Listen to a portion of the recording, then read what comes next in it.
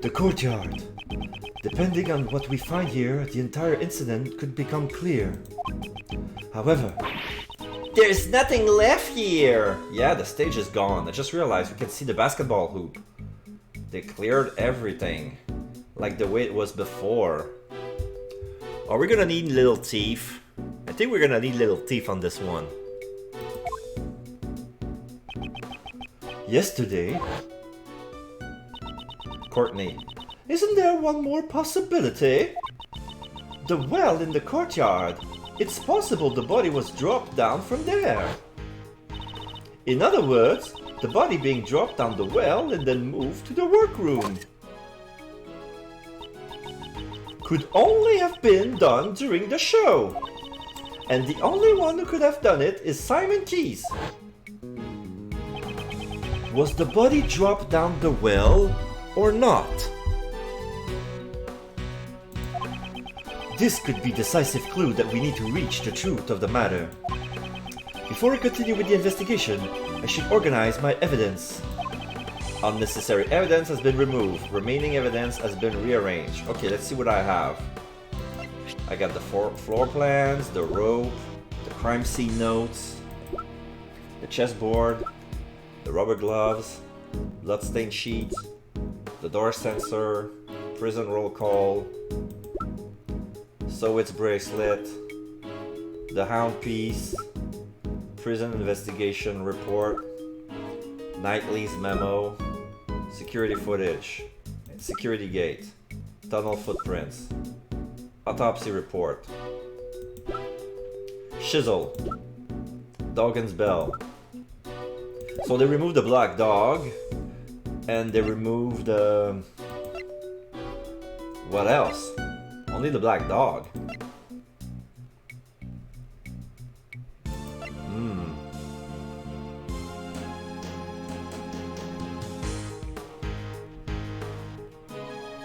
They removed something more, I don't know what. They removed 3 more things. Anyway, I love how there's just no evidence no longer gonna come up. Yeah, well, some evidence only points to some mystery. When the mystery is over, you know what? Like the thing with the black dog, we don't need it anymore. Right?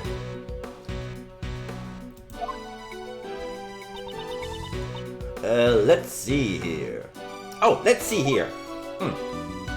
Kay and Ray. Hey, there's a grate here. The well has run dry after all. David put a lock on it. Of course he put a lock on it. What if someone would fall? They would kill themselves. There's no water under that well. Lock picking is one of my specialties. Wanna see? Wanna see? Huh? There is absolutely no need for you to show off. Oh, come on. Don't be like that. Whoa. What happened, Kay?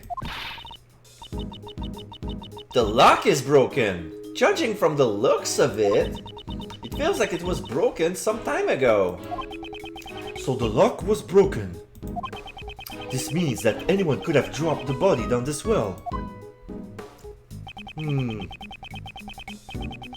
According to Judge Courtney's reasoning, Mr. Keys murdered Knightley in the courtyard. And then, during the show, he disposed of the body in the well. You think so? Did he really use the well to move the body? Oh, I know what was missing too, the floor marks. Everything that was related to the detention center being the crime scene. I think. Let me double check. Yeah, the floor marks. Floor marks is gone. Oh, I know. Let's get missiles to help us out again. He should be able to track the scent of the body. Good idea. Let me contact Detective Gumshoe.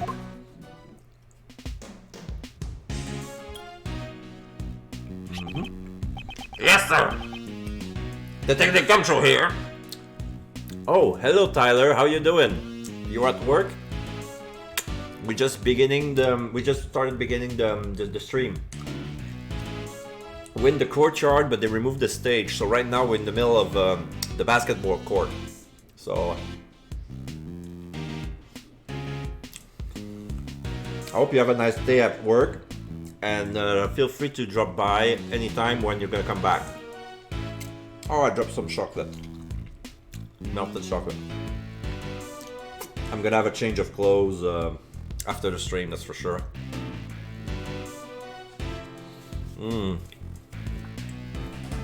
Okay. Detective, I have a favor to ask you. We would like for you to bring Missile to the prison courtyard. Sounds like you need the help of one of my 7 secret weapons again, huh, sir? I thought Missile belonged to the police department, not you personally. I'm going to be hopefully sticking around and demanding. I'm just demanding HTTS. Oh! Okay, interesting. Also, I would like for you to contact a witness. Please contact Regina Berry of the Berry Big Circus and bring her here. Roger that, sir. I'll bring them over in a flash. So, what should we do? What should we do while we wait for Gummy? How about some hide and seek? What are you talking about, Kay? There's nowhere to hide here. I don't think that is the issue. Kay, during time like this, isn't it your turn to shine? Oh, that! You want me to recreate the crime scene? Yeah. Yeah, she's gonna use a little thief. Huh? How do you do that? See for yourself! The Great Thief secret weapon! Little Thief!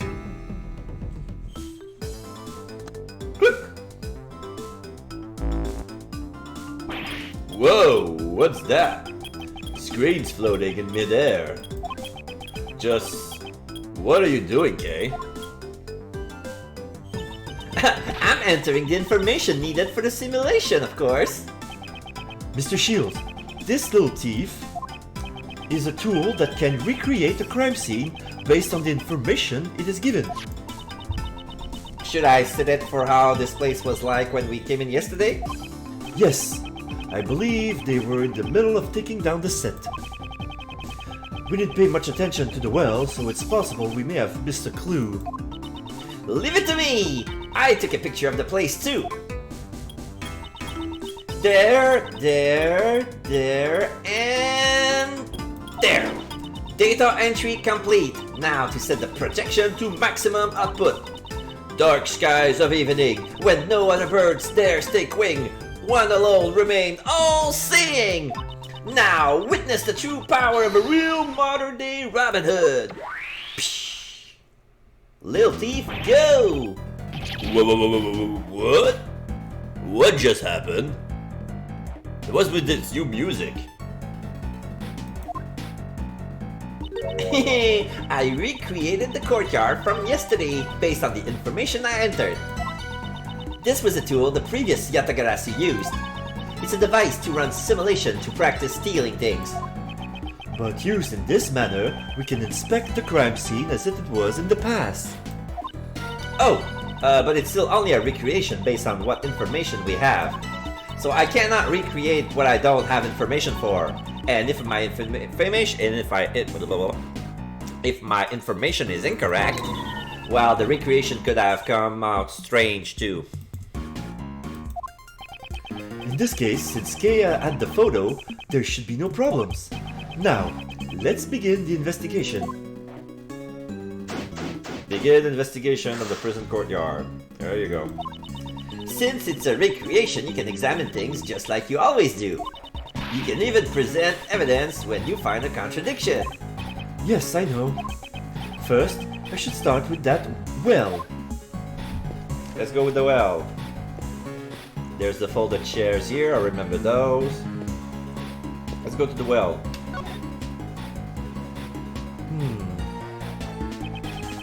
Let's examine the area around the well. It holds the key to this case. Okay. The well was behind the stage. That means only a few people would have access to dump the body in the well during the performance. This isn't looking good for Mr. Keys. Yep. Here's a weight. This is a metal weight. It weighs... Oh, it's hard to see in this recreation. It's 33 pounds. 15 kilo. Kate, do you remember? I think it was 33 pounds. Oh, 33 pounds. Metal weights placed near the well. Each one weighs 33 pounds. In the logic box. I wonder what such a heavy thing was used for. It doesn't seem to be directly related to the circus. There's the cord, the rope. It's a sturdy hemp rope. Ah, it looks like the rope they use for tug of wars. I'm not going to play tug of war with you. I didn't even say anything yet. There's a metal stake attached to the end of the rope. Ah, you use this to pin down the tent when you go camping. It doesn't seem like they need this for their performance. I wonder what it was used for. Yeah, maybe the very big circus like had all the equipment. So if they had to pitch a tent to do their show, they would. But since we're inside of the courtyard and it was an outdoor activity, they didn't need to. So like the stuff they didn't need, they put it near the well. That would explain the weights, the pulley. But the sheets, they come from the workrooms. That's for sure. There are some pulleys here. They don't appear to be the pulley that was used to lift the bucket from the well. Nah, these things around the well, what were they used for? Pulleys, metal weights, and ropes. What could they be used for? In the logic box. They don't seem to be related to the animal show either. I agree. We can ask Miss Berry about it later. Okay.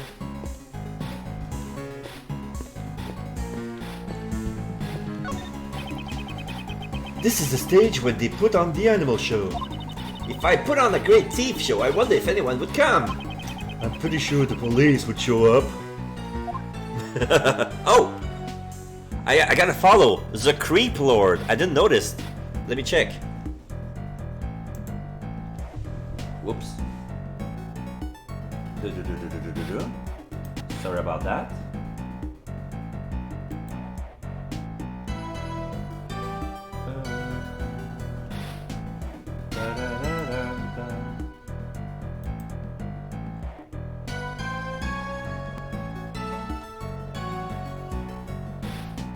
Careful, it might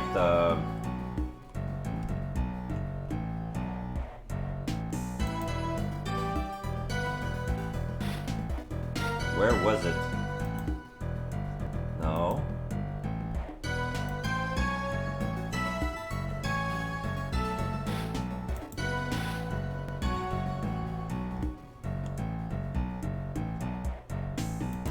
Yeah, I got one. It's a new one. When did he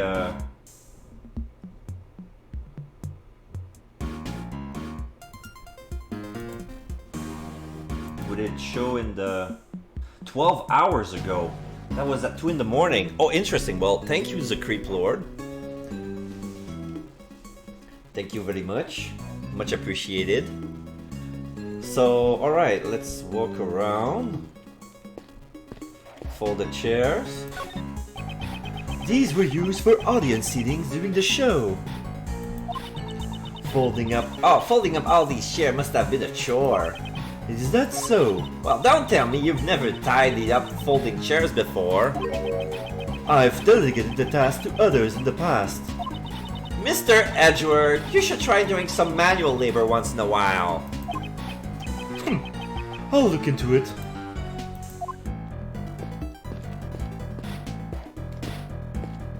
Okay, still the stage. Oh, here's the elephant. This crate. No, there are tires attached to it, so I guess it's a cart? Just once I'd like to ride one of these bad boys down a hill. Edgeworth doesn't do manual labor. Have you seen his car? This is not the car of someone who does manual labor. Yes! He has a lot of people that works for him. Ah!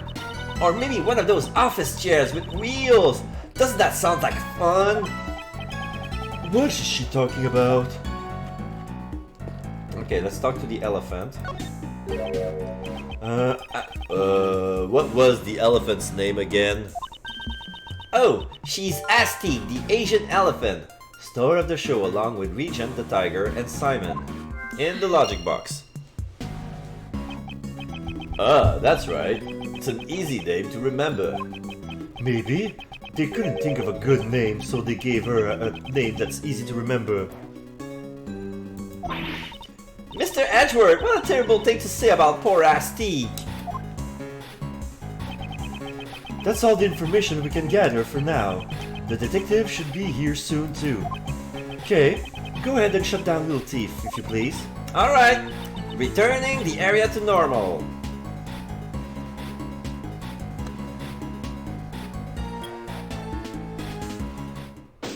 Investigation complete. That's it. There was not much to do here. Sorry to keep you waiting, sir. Ah, here's Regina. Hey! Speak of the gummy! Detective Gumshoe. That was quick. I couldn't keep you waiting for too long, sir. Thanks for coming along too, Regina. No problem. It sounded like fun, so I skipped practice to come here. Bow. Thank you for your cooperation. First, the detective. Let's have Missile to do some tracking. No problem, sir. Hey, Missile! Over here, pal. Come here, pal. What's wrong? What's eating you, pal?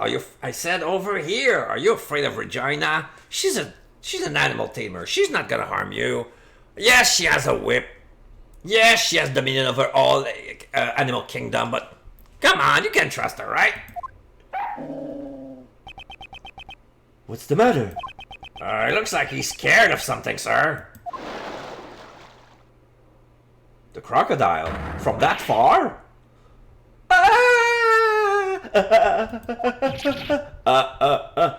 Alligator. I guess he's scared of the alligator, sir. He's at the other side of the courtyard.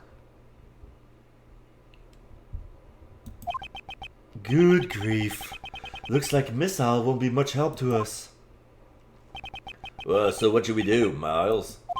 Maybe we can ask Miss Berry for help. What is it? What is it? Is there something I can do? Do you want me to teach Charlie a trick?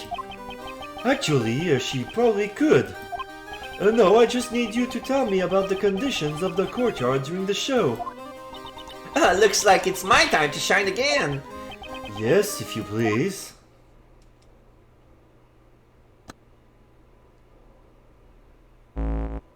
She's gonna turn on Little Thief again. Alright, that should do it. I'm starting out the recreation now. Little Thief, go! Recreation complete.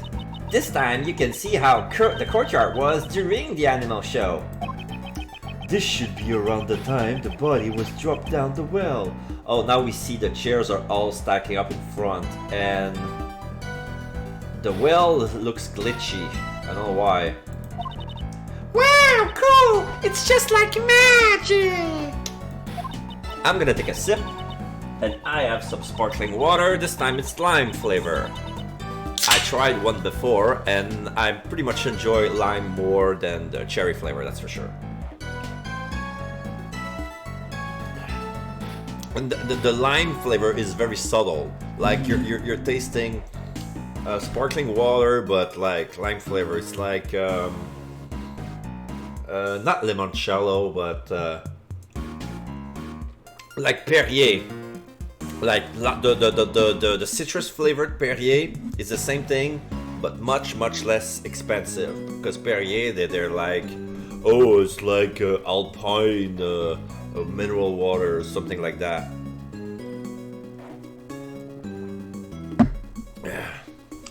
It's not magic. I just recreated the scene based on the information you gave us. See? Look over there. During the show, March 27. The backstage area is missing. What's... Yeah, it's glitchy at 8 a.m. Well, Regina didn't help with the preparation, so she doesn't really know how it was set up. Oh, I get it. You can't recreate what you don't have the info for, huh? I'm sorry, it's because Simon took care of setting everything up. Oh, don't worry yourself, none. Regina Pie, Miles is the one at fault here. What? Why me? Mr. Edgeworth, I recreated the show in progress. But I can also change it to how it was earlier when it was being taken down. Oh, I see. So we can examine the courtyards during the show and after the show. What Trucy would think of Little Thief?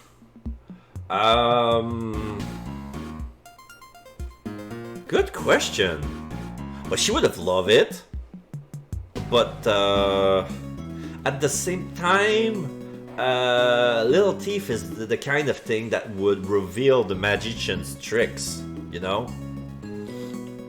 So she would have a blast to use the simulator to create new magical tricks. But if somebody else used the Little Thief on one of her own, the thing might reveal her secret and she might not like that. She might be like, that's not real magic. Well, of course. Oh yeah, she would say that's not real magic. She would, oh no, that would be a trick. What are you, 8? Her Regina is like very influenceable. Yeah, how old is Regina? I'm gonna check. Regina is 17-year-old. She was like 15 when she was interrogated, or 14. Oh no, she was 16. Chief Animal Tamer of Berry Big Circus, Simon Superior. Shi Long Lang, age 27. Inspector Interpol with the highest arrest rate. Citizen of Zheng Fa. Soran Dogan, blind, former assassin, appeared at the sound of bells, which is with his dog and knife. Frank saw it, 47, trying to pick up the correct groomer, discovered the body, his bracelet is broken. Patricia Roland, age 37, warden of the prison, animal lover, values family contact. Simon Keys, age 24, suspect in this case, apprentice animal tamer at the Very Big Circus. Sebastian Debes, age 17, rookie prosecutor, nominated. Oh, it was he was handpicked. He was nominated by the PIC itself. So it was Justine and 8 other members who picked Sebastian to be taking over the case, even though he's a complete buffoon. He's not even competent, so why would they do that? Maybe like the PIC is hiding something. I have a feeling. Yeah, Lang is 27. Are they all idiots? Well, usually in Phoenix Wright, pretty much everybody is not at their 100% mental capabilities, let's just say. We can freely switch between the 2 different states. To change the recreation, select Little Thief on bottom screen. Now, let's begin the investigation. Begin investigation, prison courtyard.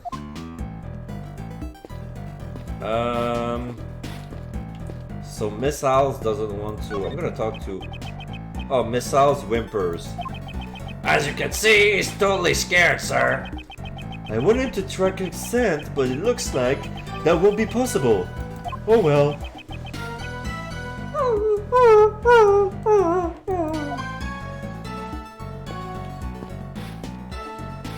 Let's talk to Regina.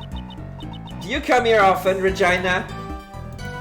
Oh yes, I have many friends here. I love this place. New friends, old friends, everyone's a friend here.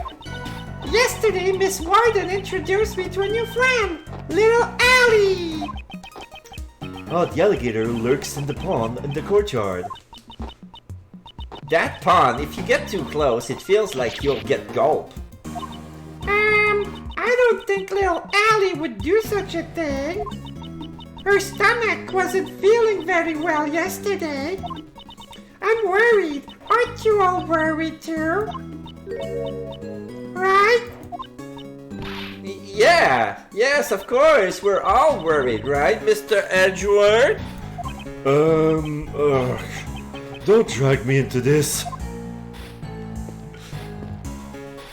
Okay, let's examine the glitch. At this point in time, we still don't have enough information about this area. That's right, Mr. Edgeworth. Please steal some information. I don't steal information. I obtain it through my investigation and logic. I prefer to act first before thinking. You may act before thinking as long as you don't interfere with the investigation. I will want to arrest you. Okay, let's check the chairs. These chairs are lined up in orderly fashion. I guess there were a few empty seats during the performance. This intimate atmosphere and the closeness between the stage and the audience.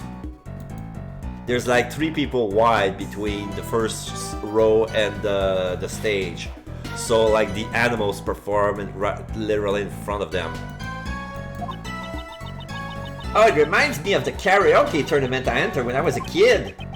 Karaoke tournament? Yeah, I was the runner-up. Dark skies of evening with no other bird takes their queen, one alone remains all sing. Now listen to the song of a real modern day Robin Hood. Don't tell me you actually sang that song.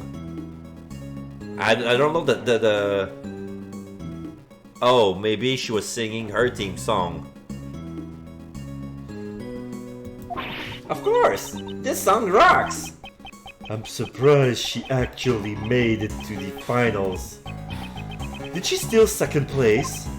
No, she didn't steal first place. She must have gotten there fair and square. Yeah, if she would have steal the rank, she would have still first place, not second. Alright, let's talk to... A great thief's secret weapon. I see. But isn't this bad, using a thief's tool to aid in the investigation? Edgeworth ... Ah, don't make such a scary face. It's alright. Uncle Ray's lips are sealed. It's for the truth, right? The evidence may very well already have been destroyed. In order to recreate the crime scene, we need her help. Oh, why so serious? At times like this, a simple smile would suffice. For all the times that were saved Kay from being arrested, now he's threatening arrest. Well, yeah! I mean,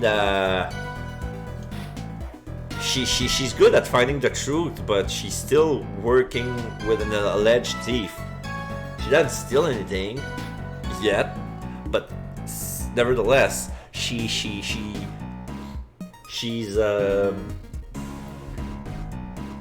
confessing theft to a prosecutor.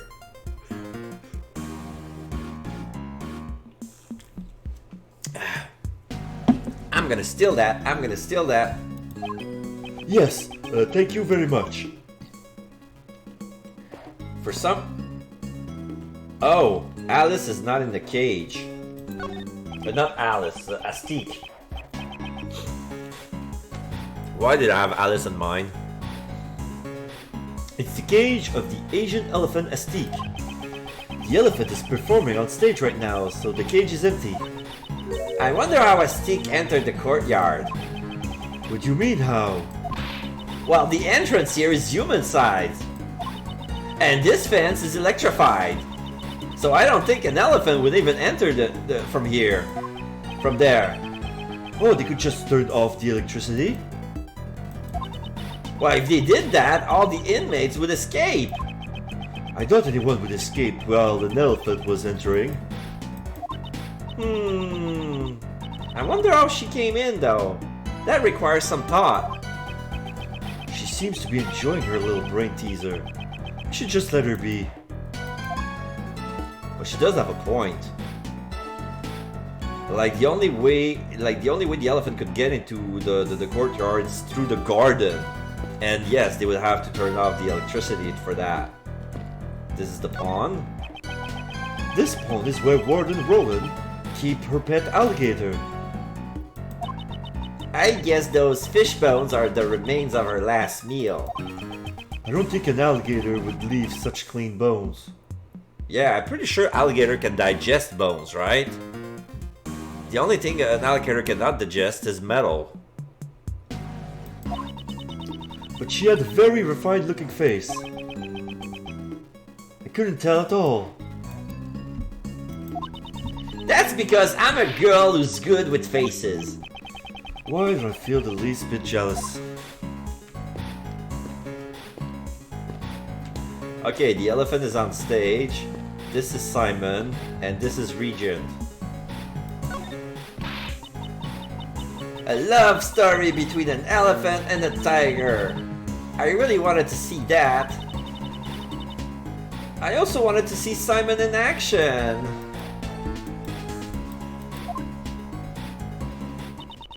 Simon is really amazing, especially the part where he gets blown away. Yeah, let's talk about that scene. Blown away? That's the scene in question.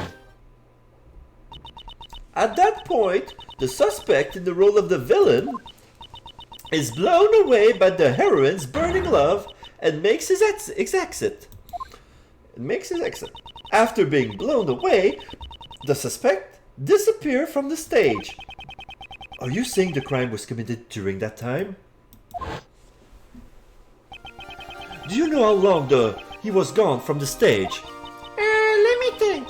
About 15 minutes or so. It's just as Judge Courtney said. But isn't this dangerous? To be blown away by an elephant? Oh, it's alright. A stick is very gentle. Oh wait, I get it. Wires.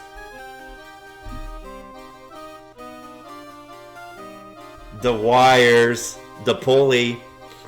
It was being blown away, but Simon was attached by the... Like, he wasn't really thrown away by the elephant, but with a trunk. Like, it's like in the movies. I love how Joke's assumptions about the singing thing was immediately, did he steal second? Did she steal second place? Yeah, of course. That's alright. The stick is very gentle. That's not what we're worried about here.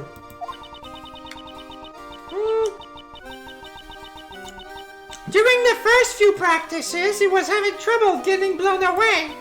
Then all of a sudden, he was able to be sent flying beautifully. He might be using some sort of device, but it's amazing. A device? Oh, there you go. Do you know anything about it? I have no idea. Simon handled it all by himself. Simon stunts, the scene where a stick knocks Simon into the air and blows some kind of trick. In the logic box. Da da da. Alright, logic. Okay. Tools are on the well. Simon stunned. Let's connect. Yes! Mr. Keys used a device for his stunt. Maybe the tools around the well are connected to this. Okay, I'd like to recheck the tools lying around the well yesterday. Can you change the recreation to after the show scene? Roger!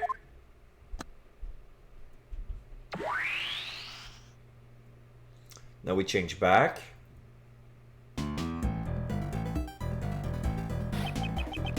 The tools lying around the well. Could they have been a part of his device? It seems very likely. I wonder if it's possible to recreate the device. If you ask Mr. Keys, he should be able to tell you how the device was put together. Alright, I'll go ask him.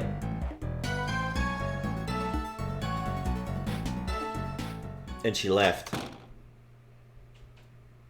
She went straight to the detention center. Mr. Edward, I asked him about it. And did you find out how the device works? Yeah, he used a rope to hang some weights on the well's pulley. Okay, so the weights are on the well. There's a pulley on top. The weights were suspended inside the well. Well, on top of the grate. Then he ran the rope through 2 more pulleys.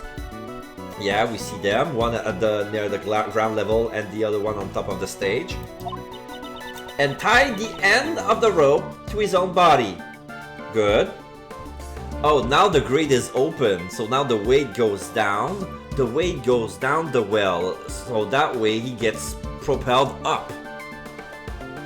Okay, I see how it works. So, he used the force of the falling weights to send himself flying. But what's to stop the weights from falling up on their own? Oh. In order to prevent that from happening, he used a stopper. The rope and the metal pike. Miss Berry didn't know anything about the well. That means Mr. Keys removed the stopper by himself? Correct. That's why a second rope was needed.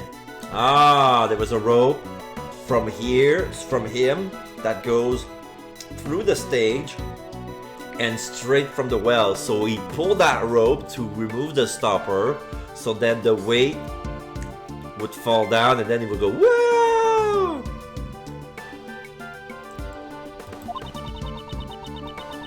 This rope was attached to the stopper, and when it was pulled from the stage, yeah, woo! The stopper would be removed and the weights would drop down the well. I'm definitely going to steal this idea. The Yatagarasu won't lose to something like this. Don't waste your time. Circus acts require extensive training. Even if you steal the device, it won't do you any good. Then I'll train as well. Before you start training, could you first update the recreation? Oh yeah, you wanted me to recreate the device that was used in the performance. Yeah. First, let's return to the during the show scene. Let me check my bag. There you go.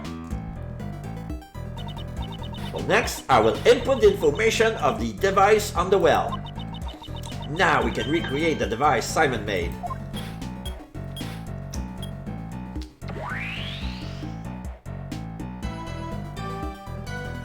Yeah, there.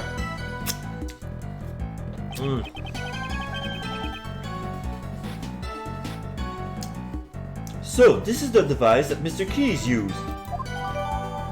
Simon's device did a Jordan, my organizer. Set up for the big stunt during the show, uses 3 pulleys, 2 ropes, the well and some weights.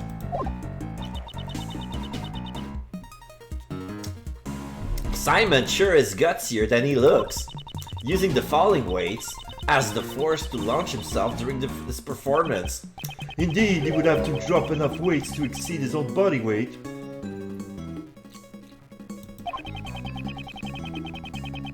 In order to provide the strength needed to pull him off the stage, Strength to be pulled. In order for the stunt to work, the weight must exceed Simon's weight. In the logic box. Simon must have practiced a lot for this. Okay, let me try my logic here. Let's see how it works. So the strength to be pulled, the weights.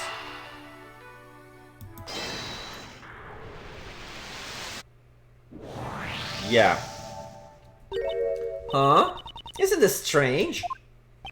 What's wrong, pal? Well, there's not enough weight to take account for an old man. So what else was used? haven't you noticed, detective? What's strange about the weight is... The number. The weight. It's not heavy enough. In order to lift Simon's body, more weights are required. In order to pull up Mr. Key's body weight... Oh, you're right, sir. But where did the rest of the weights disappear to? Looks like it's time to use my 7th secret weapon, sir. If necessary, I'll let the detective know. That last part was Edgeworth. If necessary, I'll let the detective know. Okay. So let me check. So I have the elephant, and not heavy enough. But a stick didn't help him lift it up at all. I doubt that was the trick, the case. Oh, is Missile's no, he still whimpers. Okay. Okay.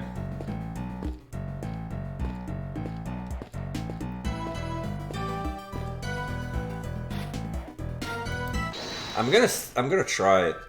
I'm not gonna lose much health if I Nope, I knew it. I can't see a clear connection between these two.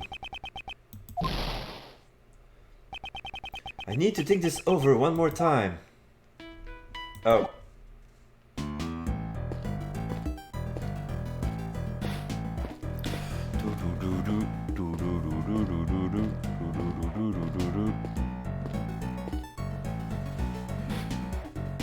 Adjust my camera a little bit. Hold on. Oh. This has been scrolled back. Come on. Hold still. There you go. Okay, I'm gonna use Little Thief to change the recreation to. You want to recreate the after the show scene from yesterday? So I think his alibi is that he could have killed he wouldn't have time to kill the Knightley because he was too busy disassembling his police setup. That would have taken 15 minutes. The after the show scene from yesterday has been recreated. Okay, so this is the after the show. So the elephant is back there, but the tiger is nowhere to be seen. And Ali is not part of the recreation. Oh, there's a door here, I forgot. This door is locked. Want me to pick the lock? Success is not guaranteed though. No, if need be, I'll just borrow a key. Sheesh, I thought it was finally a chance for me to steal the spotlight. Don't even think about stealing anything in my presence. Not even the spotlight. Do we have access? If I recreate it here, let me recreate the during.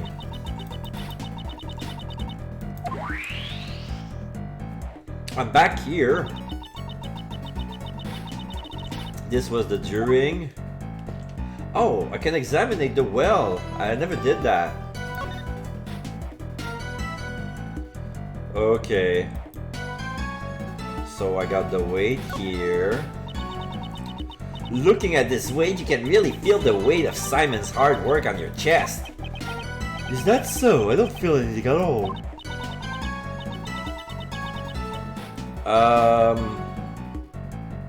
Looks like bricks.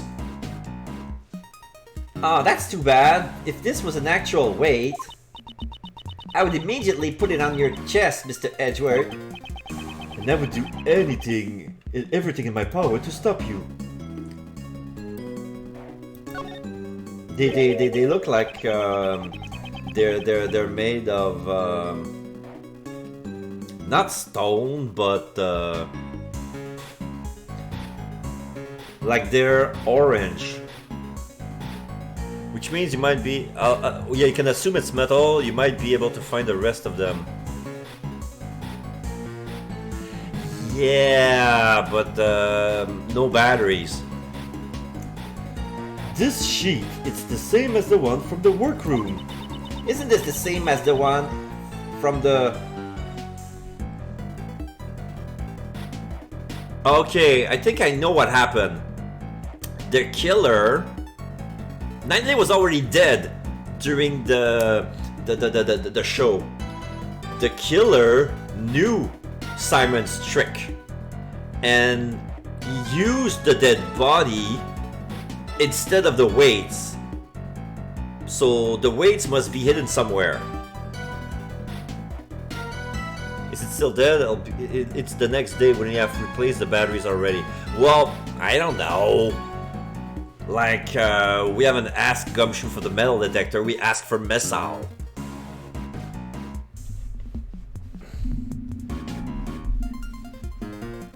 Isn't it the same as the one from the workroom? Yes, why is there also one here?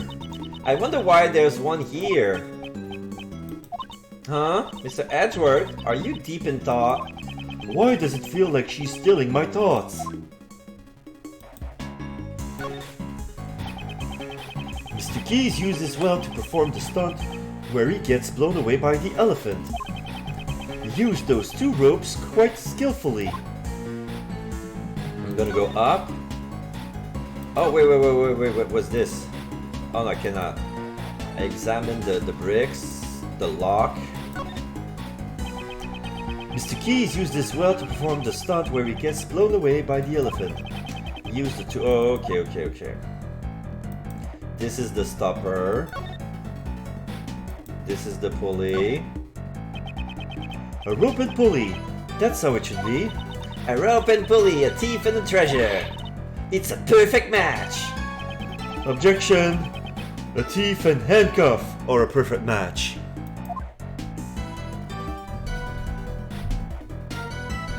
He could use more weapons if you ask him. You know what? Maybe for another case. I'm gonna ask Gumshoe. Mr. Edgeworth, you've got that look on your face like you want to use my secret weapon, sir. Miss House is in the mood, but I've got my fishing rod ready to go. Or would you prefer the metal detector? There you go. Into the logic box. I've never seen the detective's eyes sparkle like that. If need be, I'll let you know. For now, just stand by. Alright, logic. Metal detector.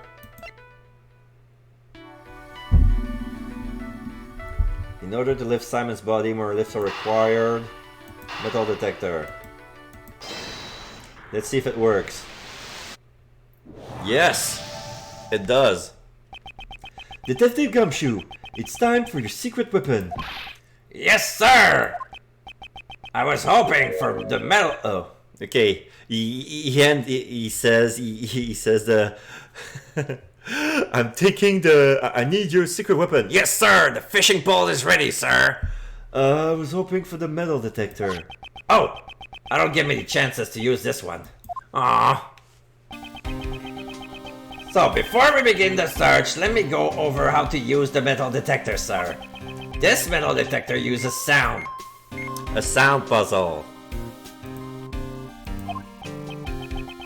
And this meter. So to let you know how close you are to a metal object. So when you get closer to a metal object, the metal detector will have a bigger reaction. Like this. When you get the biggest reaction,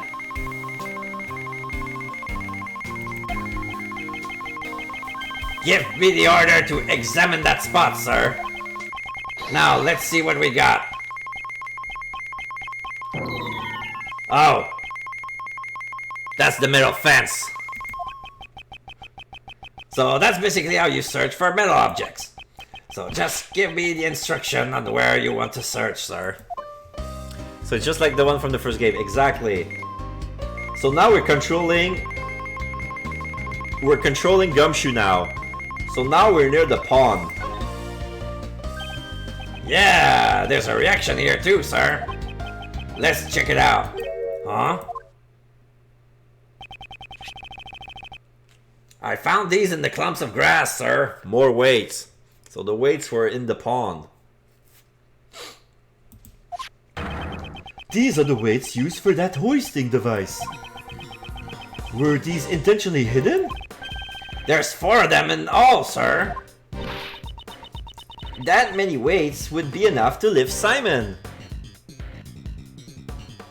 Yeah, that would make 60 kilos.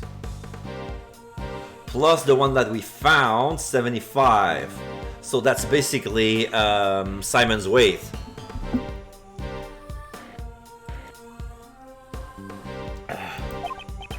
So the other weights that were used in the device were hidden. Why were they hidden over there though?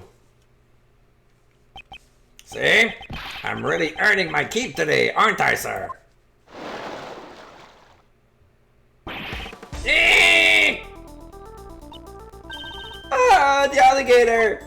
That scared me, pal. Huh? What's the matter, detective? Well, looks like the metal detector is reacting to this alligator, sir. Yeah, like I said, alligators can digest metal. So he probably ate one of the weights. Or the murder weapon. Really? Why? Are you sure it isn't still just reacting to the weights? Oh, it's a different reaction, sir. And it's definitely coming from the alligator. Ah, it's gone. It's gone. You see? Looks like it's scared of us. Oh, I don't think so, Carrie. Huh? If anything, I think Allie looks a little under the weather. Ali? I suppose that was what I suppose that was what Warden Roland called it. She didn't eat any of the food at the Wallen Girl yesterday. There you go. There you go. She was already full. That's why she didn't eat. I think she might have eaten something bad. So I guess the metal detectors could be reacting to whatever the alligator ate. Maybe she ate one of the weights? Oh, I doubt that even an alligator can ingest a 33-pound weight. But what could the metal detector be reacting to? And regardless, why were these weights hidden? Maybe we should take another look at the device on the well. Okay, I'd like you to recreate the after the show scene again. Alright, leave it to me.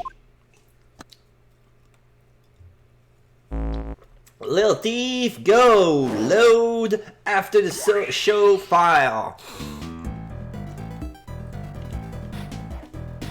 Okay. So Ray is standing next to the pond. We can examine the pond. This pond is where Warden Roland keeps her pet alligator. I guess those fish bones are the remains of her last... What am I looking at?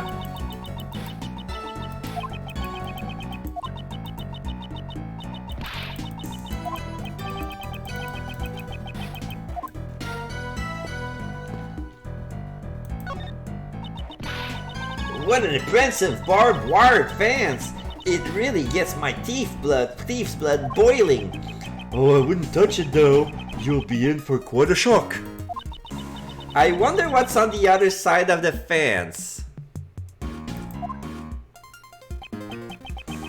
Looks like the warden's office. I heard she keeps even more animals over there. Why don't they just turn this place into a zoo already?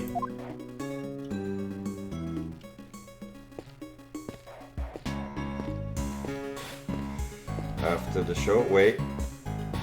Can I get on stage? No. This is the stage show where they put on the animal show. If I put on Great Thief show... This is the 3:37 after the show thing. I'm gonna talk to Gumshoe. Mr. Edward, I just had an epiphany, sir. The killer is Eureka, the Invisible Man. Oh, Somehow the killer brought in the murder weapon and moved the body, and nobody noticed. If the Invisible Man was the killer, it would explain how all of this was possible. detective, You can't be serious about that. I'm not totally sure, but it would be best if it were true. Starting tomorrow, you're pairing up with Mr. The Best. No way, sir! Not with that goofy prosecutor! He'd be a perfect match for this goofy detective. Oh.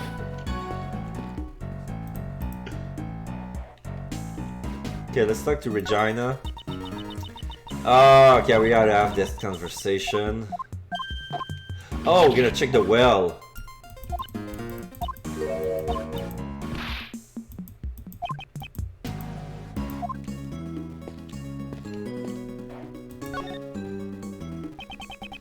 I won't rest until I inspect every suspicious looking nook and cranny.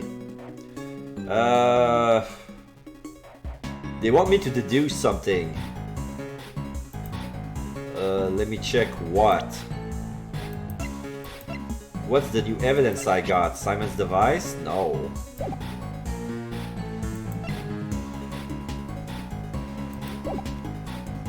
I can use logic still, but all I got is the elephant. So what did I miss?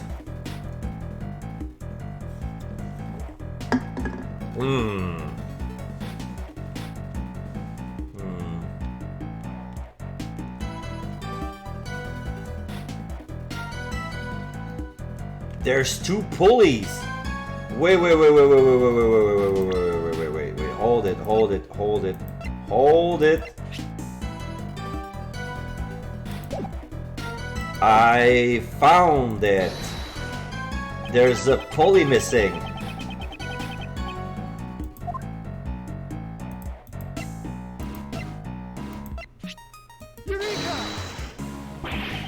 This piece of evidence showed a contradiction with the crime scene. Could you be more precise about where the contradiction is? I would also like to hear you explain it in more detail, sir. Around here somewhere? Oh. Please be more specific, sir.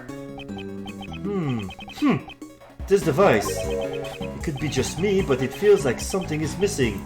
Yes, that's what I'm... Is it the weights? But what evidence? The rope? Found with the body, was it used to tie up the victim? Crime scene. Okay, we're gonna try that. I'm gonna try to deduce the rope with the rope that I got. I'm gonna save just to be sure.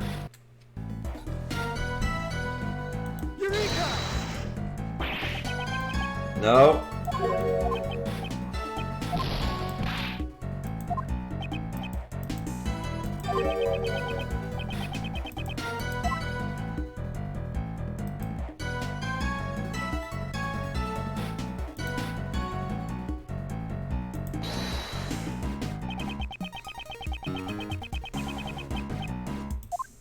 I know there are weights missing, but I don't know which evidence to put. Simon's device?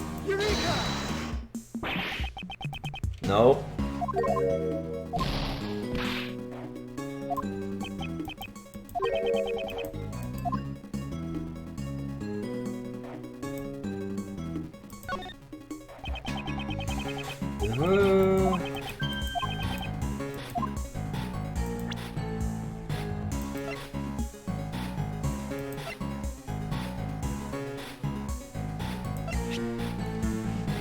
Set up for the big stunt during the show, use 3 pulley 2 rope. Oh, wait. I can go up. Ah, there it is. So there's not one pulley missing, the other one is still attached to the top of the well. So the 3 pulleys are there. 2 ropes. There's only 1. There's a rope missing. Okay. I'm gonna I'm gonna deduce again. I'm gonna deduce the rope with Simon's trick instead of the rope that we found. So yes, that confirms it, because there's a rope that was attached to the body, wrapped in a sheet, and he was the weight. Alright. It's getting there. There you go! This recreation and the device we saw earlier. Sorry. There is a major discrepancy. One of the rope is missing. You're right! Without it, the device won't work. I wonder what happened to it. Where did the missing rope disappear to? Ah, It's possible that we hold a piece of evidence that shows where the rope went. Eh? Which piece of evidence show where the missing rope went? This rope here, right here. The rope we found with the dead body. Ah, could it be? Yes, it could be the other piece of rope that was used here. Then, does that mean... This rope was attached to the weight. However, the weight was not one of the metal weights. These weights were hidden in the grass and replaced with something else. If they were replaced, then what was used as the weight? What was tied to the rope we found in the workroom? If we can recall that, then the answer should be clear. The weight that was dropped in the place of the weight that was Mr. Key had prepared was... What dropped down the well was none other than Knightley's dead body. Eh? Mr. Knightley's body was used as the weight? Yes, it was used as the weight. And shall we say that it was... Dead weight?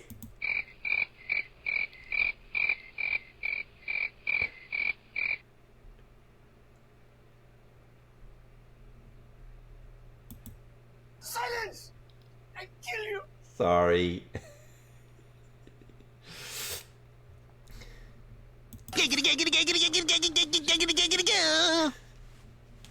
Ah, there.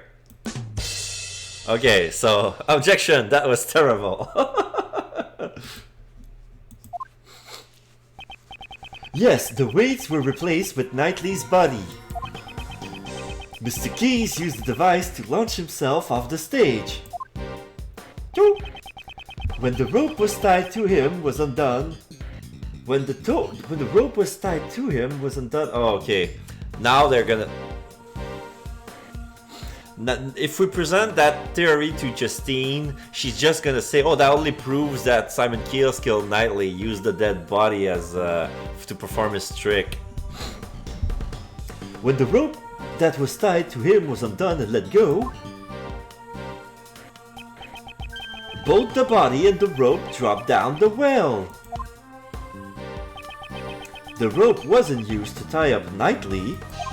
It was used to suspend him inside the well.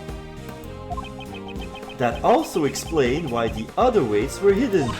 Ah, so that no one would find out that the weights were replaced with the body.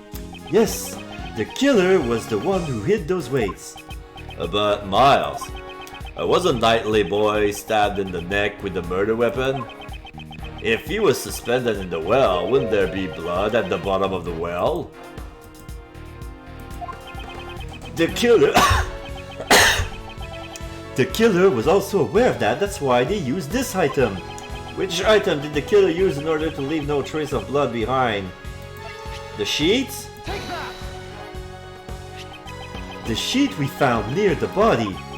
It was used to wrap up the body. I see, looks like all the pieces are starting to come together, eh? But this means that the body definitely came from the well. If that's the case, wouldn't that mean Simon is the killer? No, that's not necessarily the case. Eh? But yesterday Judge Courtney said... If Mr. Keys was the killer, would he have needed to set up such an elaborate device? I guess you have a point. Mr. Keys was only responsible for dropping the body during the show. In other words, it doesn't matter where the real killer was or what they were doing during the show. Until now, this placed the doubt on the people who did not watch the animal show. It's true. We also suspected Mr. Dogan. The killer's true intent was to make us think that the murder occurred during the show. In other words, they used the device on the well to create a fake alibi. Miss Berry, do you know when this device on the well was set up? Let me think. The day before the show, I think it was at night. We all started preparing at 9 p.m. We finished at around midnight.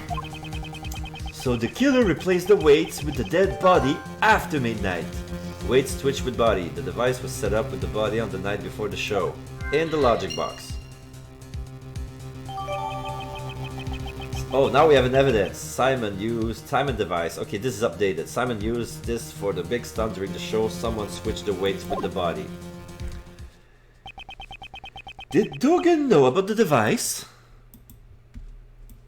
No, even if he knew about this device, it wouldn't be possible for him to use it. You can't teach a dog to suspend the body in a well. In other words, Dogan is not the killer. Alright, so... I mean, whoever... I still think it's Roland, because she had access to the alligator. She could have killed Knightley anytime and got rid of the evidence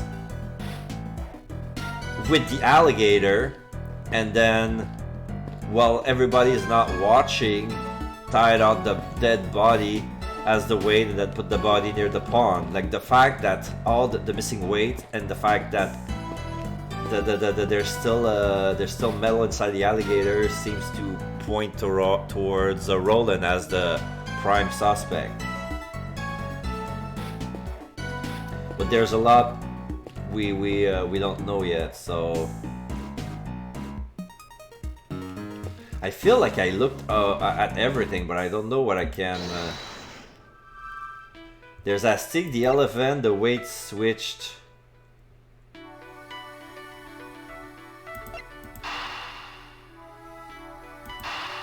I'm gonna try this too. I don't think they're gonna connect. Yeah, of course they won't. Of course they won't. I had to try. I need to reconsider the information. Alright.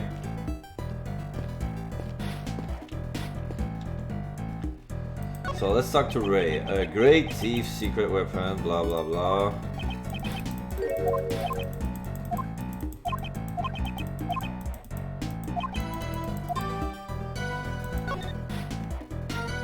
I'm gonna look at everything one more time.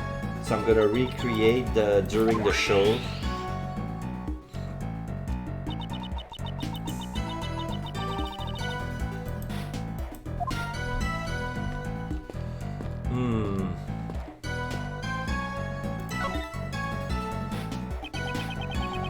I already checked this area earlier, but it never hurts to take another look. Okay, so there's only one weight. So here we can assume that there's a dead body here. We cannot see it. So this pad is locked, so anybody could tamper with it. This sheet is the same as the one for the workroom, the same as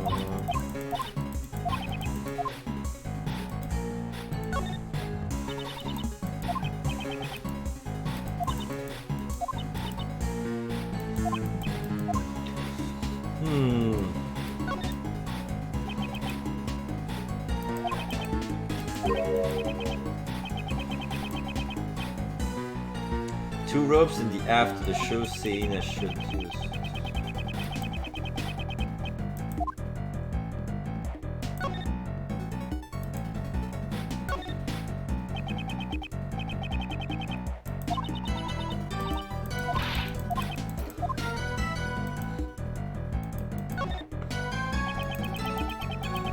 Nothing unusual.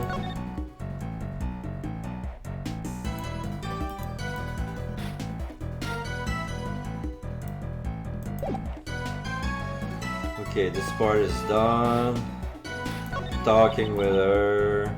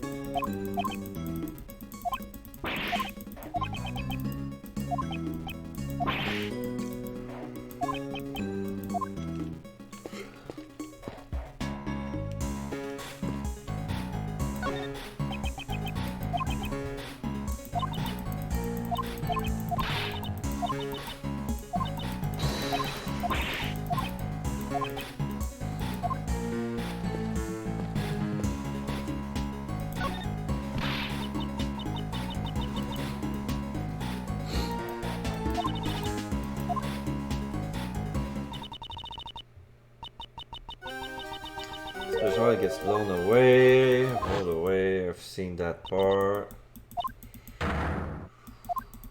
We already read that.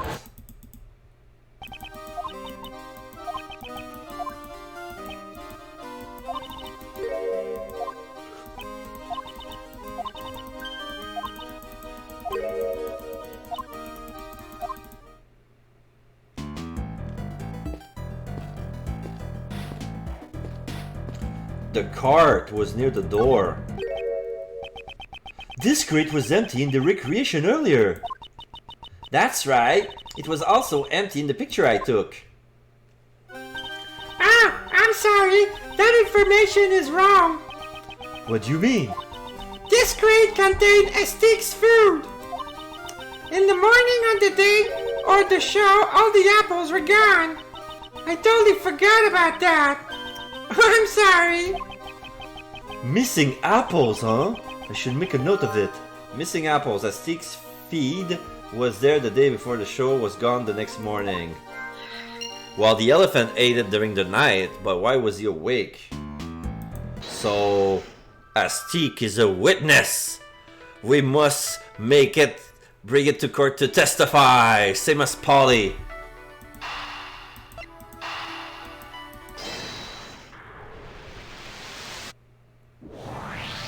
That was I was missing. The apples in the crate were probably eaten by Astique. But it's strange. I remember leaving the crate out of the reach from Astique's nose. Are you certain? Yes, the crate was still full of apples on the night before the show. Then the cart was moved to where her nose could reach it. With that many apples, it could not have been moved by the wind. Most likely, the crate was moved by a person. Crate of apples. Somebody moved the crate of apples of the night during the show. Oh wait, before? Prior to the show, the cart's position was already changed and the apples were all eaten. This appears to be the correct information. Please update the simulation parameters, Kay. Alright, I'll use the new info to recreate the scene.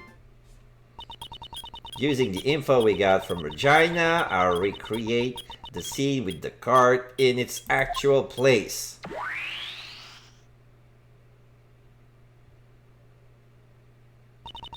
Recreation complete. So now the access to the door in the back is accessible. This door is locked. Blah, blah, blah, blah, blah, blah, blah.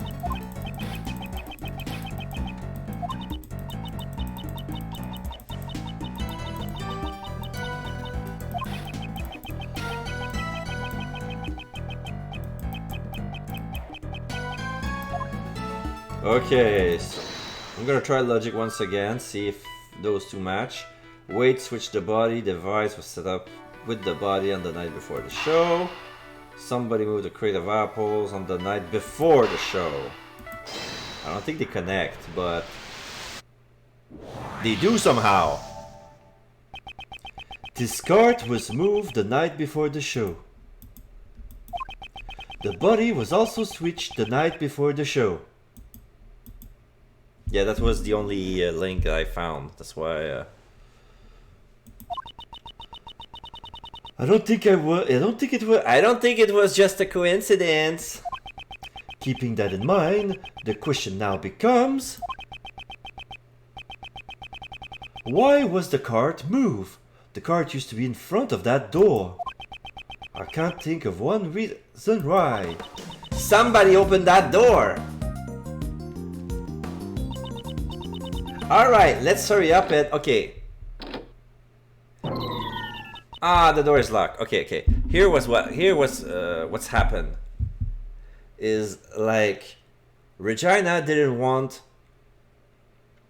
the elephant to eat the apple, so they moved it in the backside where the door was. But somebody needed to access the door, so they moved the crate back. By doing so, now the apples were in the reach of Alice, so she ate them all up. She wasn't supposed to eat them during that night, but she did.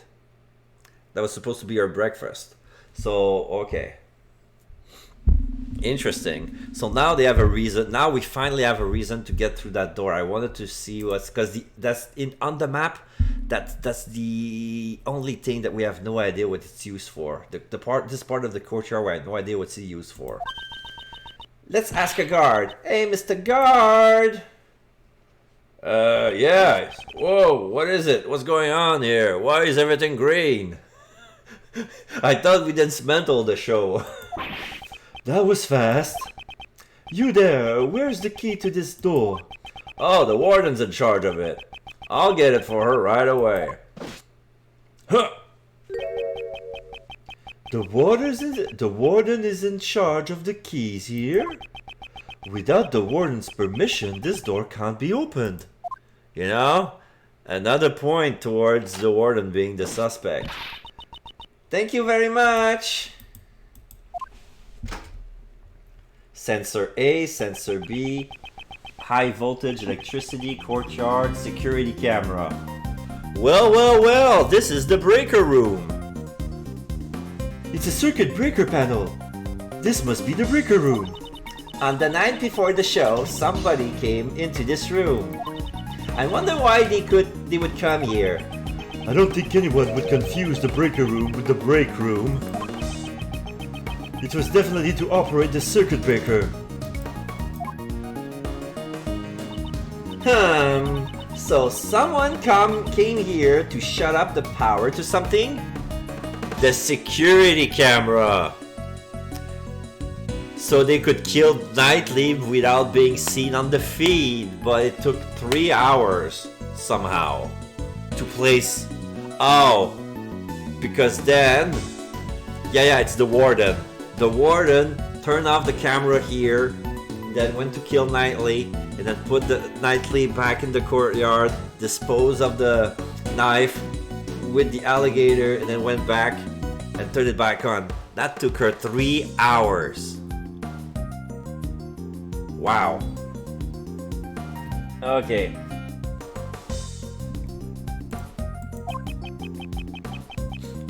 Was there anything that had its power shut off?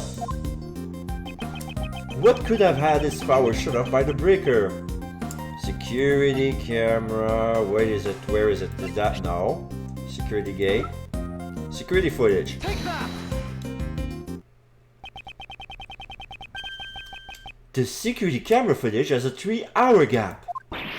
Ah, I see.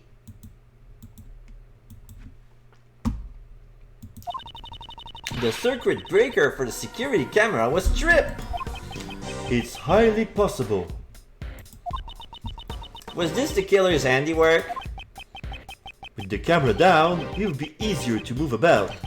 The killer would have a major advantage. I knew it!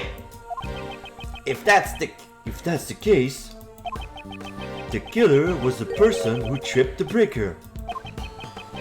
The person in charge of the key to the breaker room is... It couldn't be. Circuit breaker. Found the breaker room at the prison courtyard? Was it used on the night before the body was found? Circuit breaker that I jotted down in my organizer. Okay, deactivating the recreation.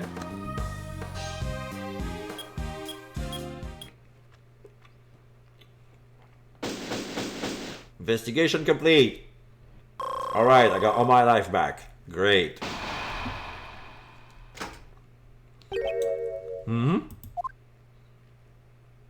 Courtney, the best. Again. I'm first to the scene, as always. Good morning, Mr. The Best. What? You! How did you get here before me? Greetings, Prosecutor Edgeworth. I see you have arrived early. Or maybe it is you who are late, Judge Courtney. I have many matters which require my attention. I have no time to waste. Unlike a certain prosecutor who was taking off the case. Oh, my apologies, curtsy. I had forgotten that you were assisting the defense attorney. An assistant can never be the best. You've fallen like the rest. You just say whatever you like, don't you? Let us begin our examination of the courtyard, Sebastian. Alright, I'll call the men over. That would be unnecessary. What? We have already finished the investigation of the courtyard. You've been bested. Bested? Me?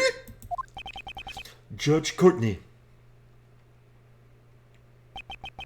Your reasoning from yesterday, watch me shatter it to pieces. I would advise you to choose your words more carefully, young man.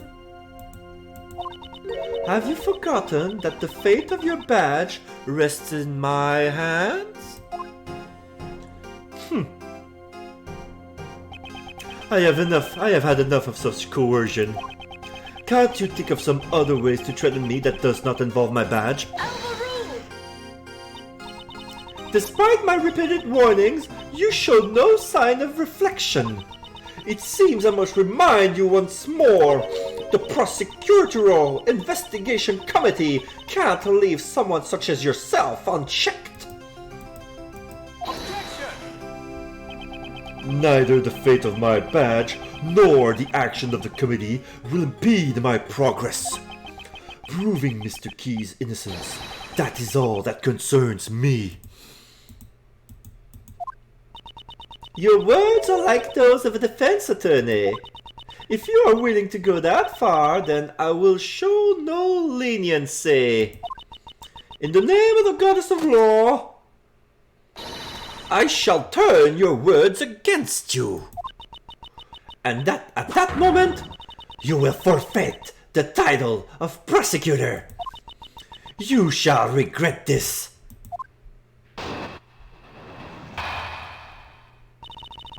Judge Courtney's reasoning. I shared my reasoning with you the day before.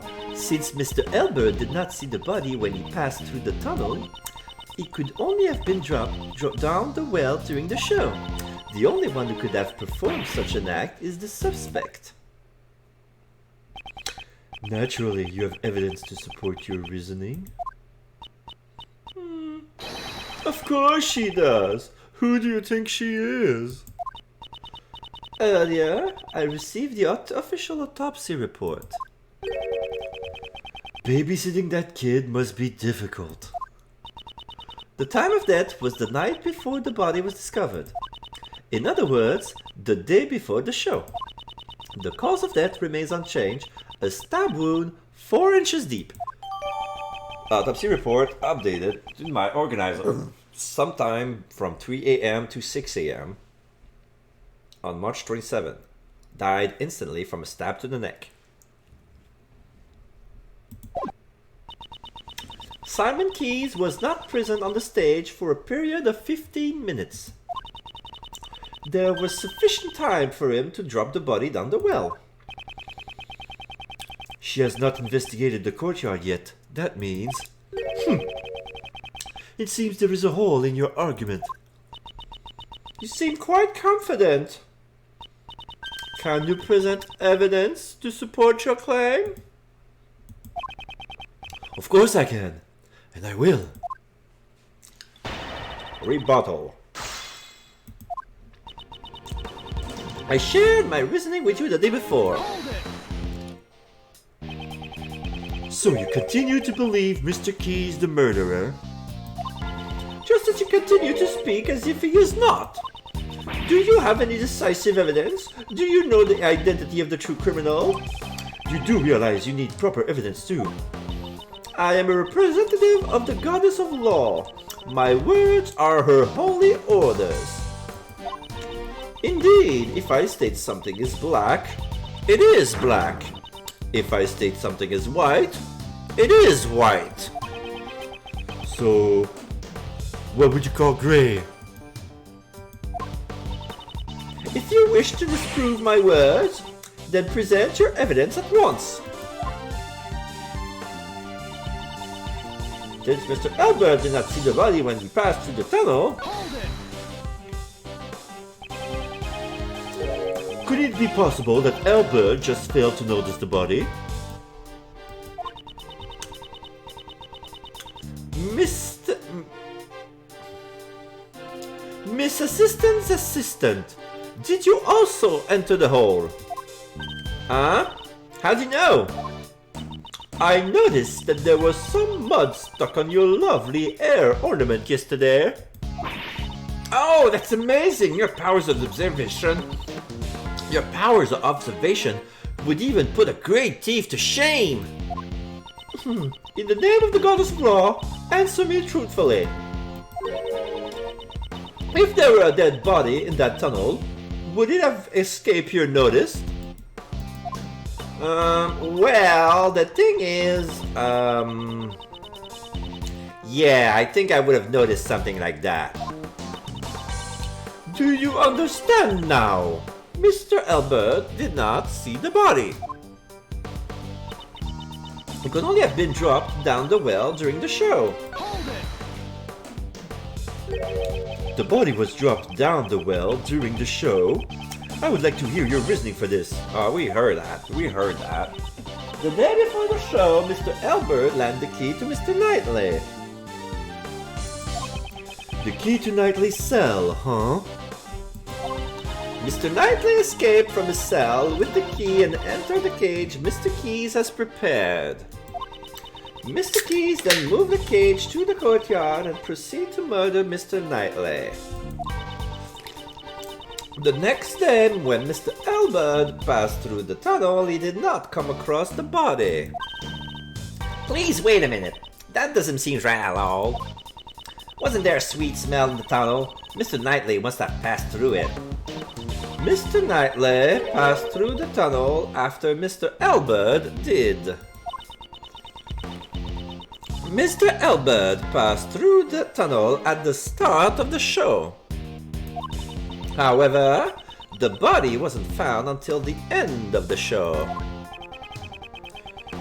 Which is why you believe the body was dropped during the show. Yes, and there is only one person who could have carried out this act. The only one who could have performed such an act is the suspect. There is no one else who could have committed the murder. I heard that Miss Berry was present on stage at all times. A great number of the prisoners were also watching the show. Even the prisoners who did not see it have sufficient alibis. How about the guards? Along with the warden, nearly everyone was watching the show. But there must have been a chance for even one of them to approach the well. During the show, none of the guards left their posts. That much is certain. They all testified as such. She left no room for oversight. Do you finally admit that only Simon Keyes could have been the criminal? Judge Courtney has not thoroughly examined the courtyard like we have. So there's a bit of a gap in her argument, right? You should review the evidence we obtained in the courtyard. Okay, so... Which Mr. Albert did not see the body when he passed through the tunnel. It could only have been dropped down the well during the show. The only one who could have performed such an act is the suspect. So the new evidence are Simon's device and the break room.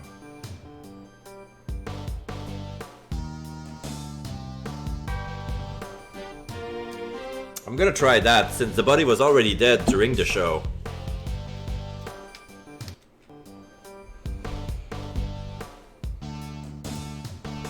Objection! Yeah.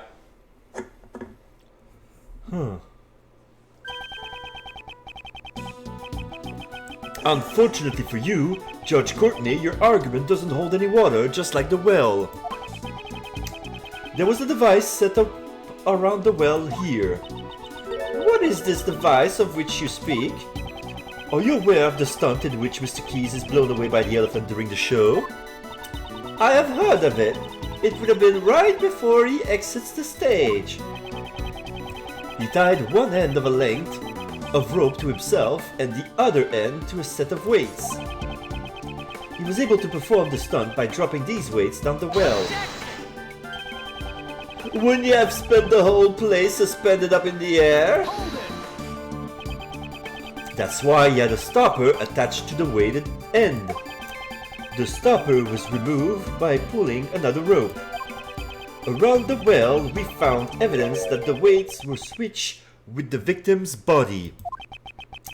This was done by the real killer in order to shift suspicion away from them. Judging from the time of death, the murder was carried out in the early morning of the show. The true criminal had until the time the show started to set up the device. But didn't Simon Keys make that thing? And since he was also the one who used this, he is the best suspect. 1, 2, 3. Don't you agree?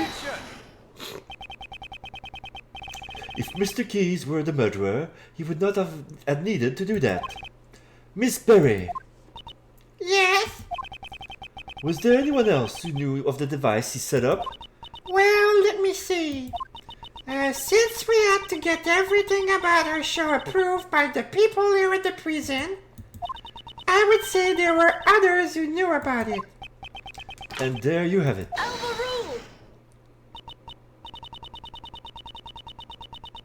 I see. You have indeed performed a thorough investigation.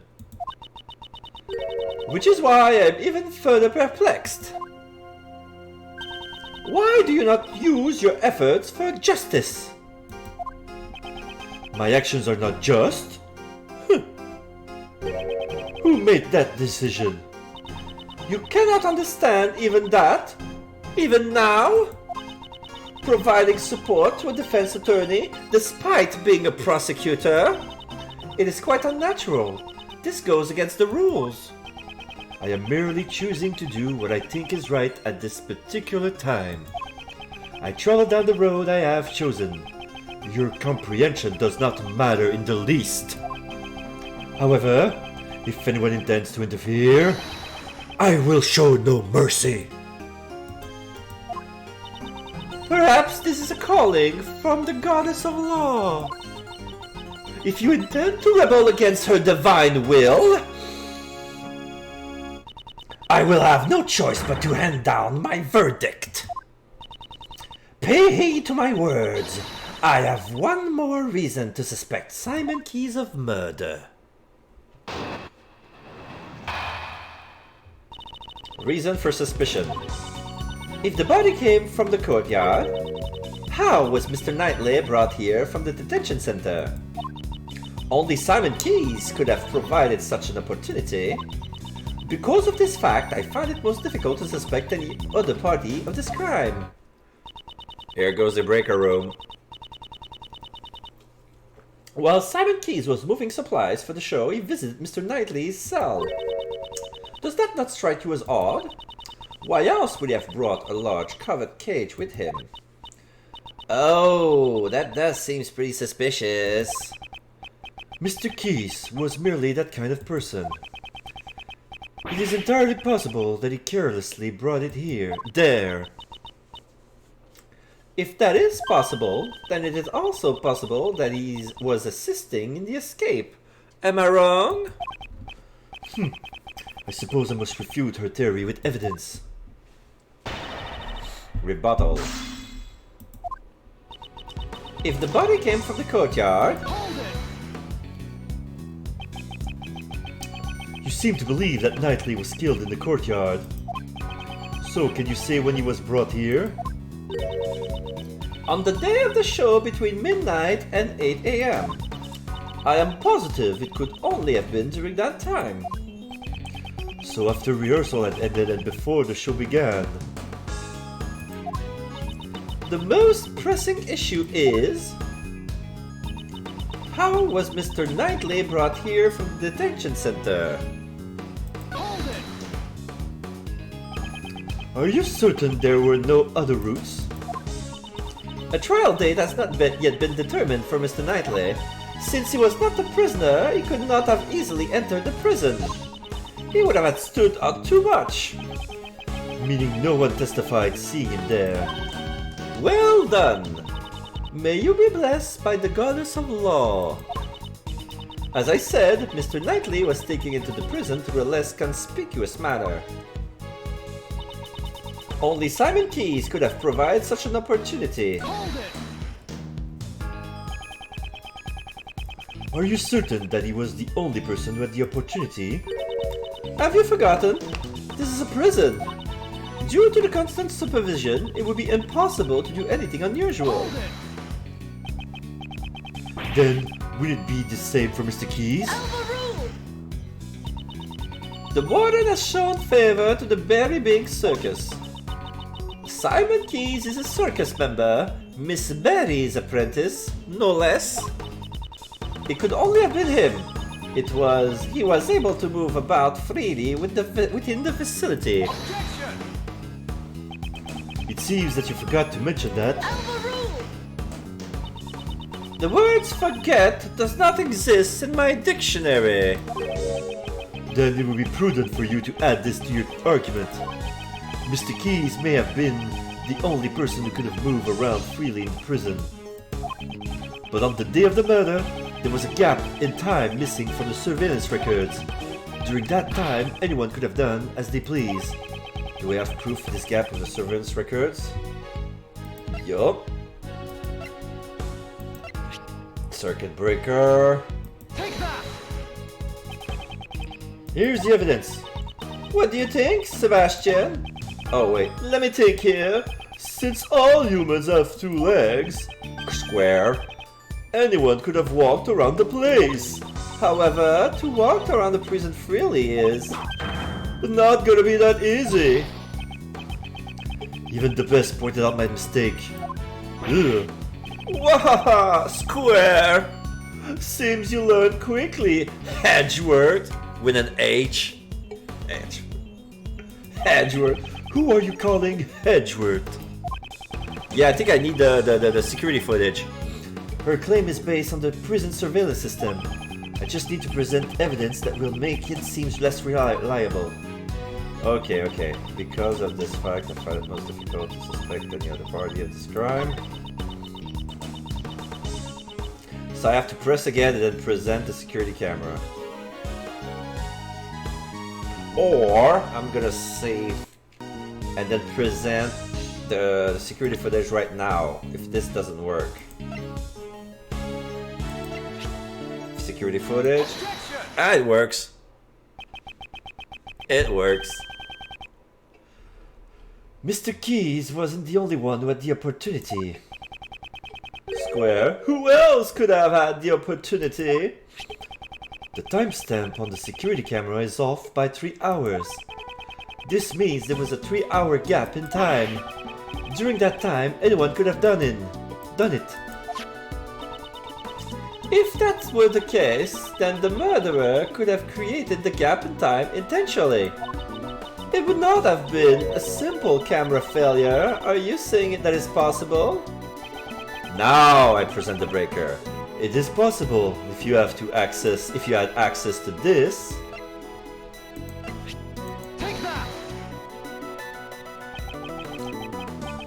In this courtyard, we found the circuit breaker for the security camera, and it was possible to access the breaker room both before and after the murder. What? Courtney ... She kept her composure. Unfortunately, it appears that you have fallen short of your intentions. Mr. Edgeworth hasn't fallen short of anything. So, can you explain how the murderer obtained the key to the breaker room? Oh yeah, that's right. It was locked, wasn't it? The warden hangs onto the key, right? The breaker room has great importance even in a prison. There is no one who would be able to obtain the key so easily. Objection!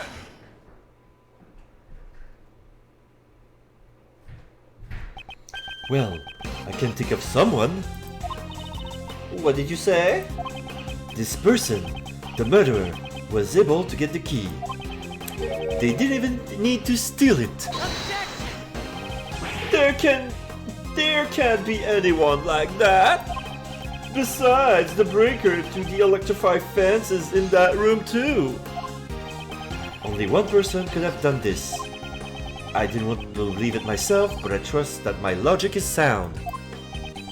The person who used the key to enter the breaker room is... Patricia Rowland. Take that! The murderer is... Oh, Missiles is growling. And Patricia is coming in. Warden Rowland. Oh my! What an energetic little puppy. That's because this dog is extremely fond of sweets. It seems to detect a sweet scent on you. Oh heavens no! I'm not even wearing perfume or anything of the sort. What the dog detects is the sweet scent of death. How poetic. However, does that not imply that I committed a murder? That's what I think. What? The warden is the murderer? Mr. Edgeworth, are you serious about your statement? Oh, how amusing. The very thought of a warden committing a murder. Kissing the minx. It sounds like something out of a mystery novel. Precisely. Your reasoning is in contempt. Nothing of the sort. I did not want to believe it myself, but based on the evidence, I have no choice but to believe it. This evidence proves that Warden Rowland is the murderer.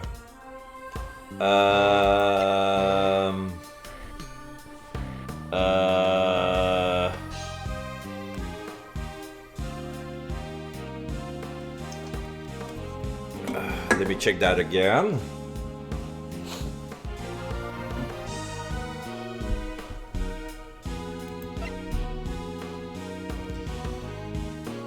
She would have access to the chisel. She would have access to Dogen's key.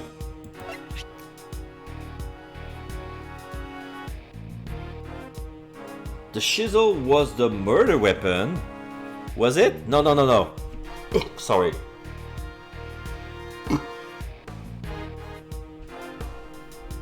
The real murder weapon is in the belly of the alligator. We haven't retrieved it yet.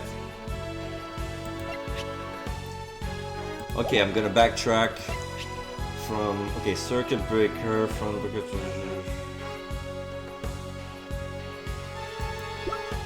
Simon's device. Dogen's bell. The chisel. Touch the knife in the blue bisque, custom made on each wrist.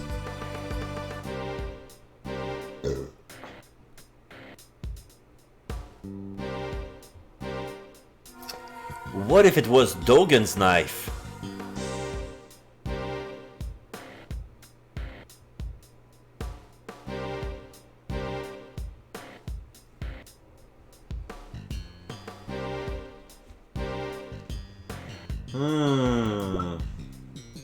Traces of blood, Dogen hid inside his dog maw, small bell attached to it, attached to the knife in Anubis, custom made, only two exist.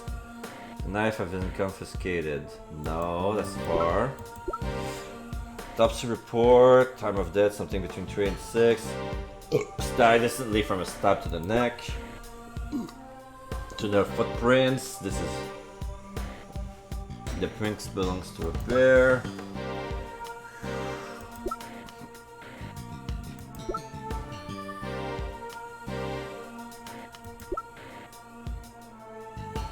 Mr. Depends of water running through she time in prison but did not find a murder weapon. Hound piece, always bracelet, prison roll call, door sensors.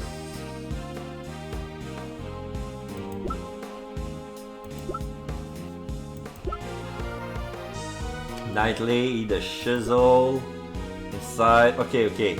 Nightly hid the chisel inside the chessboard in order to pass security. Small bruises on his head. The small bruises were caused by Elbert or by the well and has a sweet scent. Rope found with the body was used to tie up the victim. Detention center, no.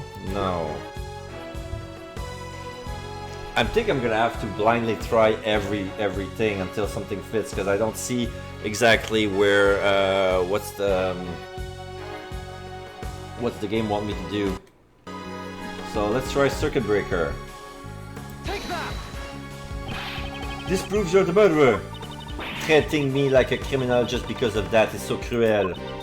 That doesn't even have anything to do with me. No, that wasn't it. Missile's reaction to Warden's Roland earlier. What was the cause of it? I need to let that guide me to the answer. Okay. At least he gave me a hint. I suppose your accusation was nothing more than a joke in your poor taste. A joke in poor taste after all. No, it was not, Warden Roland. You are the murderer. And then why don't you show us the evidence? Okay, so... The body has sweet scent. Take that! Okay. That was it. The smell gave you away. As you can plainly see, someone has taken notice. This police dog! He tracked the sweet smell that came from the body. And right now he's telling us that the same scent is also on Warden Roland. Are you a cruel one to accuse me of murder based on something like that? Right, Justine darling? Courtney ... It appears that Judge Courtney has reached the same conclusion as I have. Mr. Edgeworth, this couldn't have been just a coincidence, could it? The key to the breaker room and the same scent on the body. If it were only one, it could have been as such. It appears we have reached a conclusion. We should now listen to what the warden has to say. Indeed, until we do, we cannot close this case. Oh my goodness, everyone with such scary faces.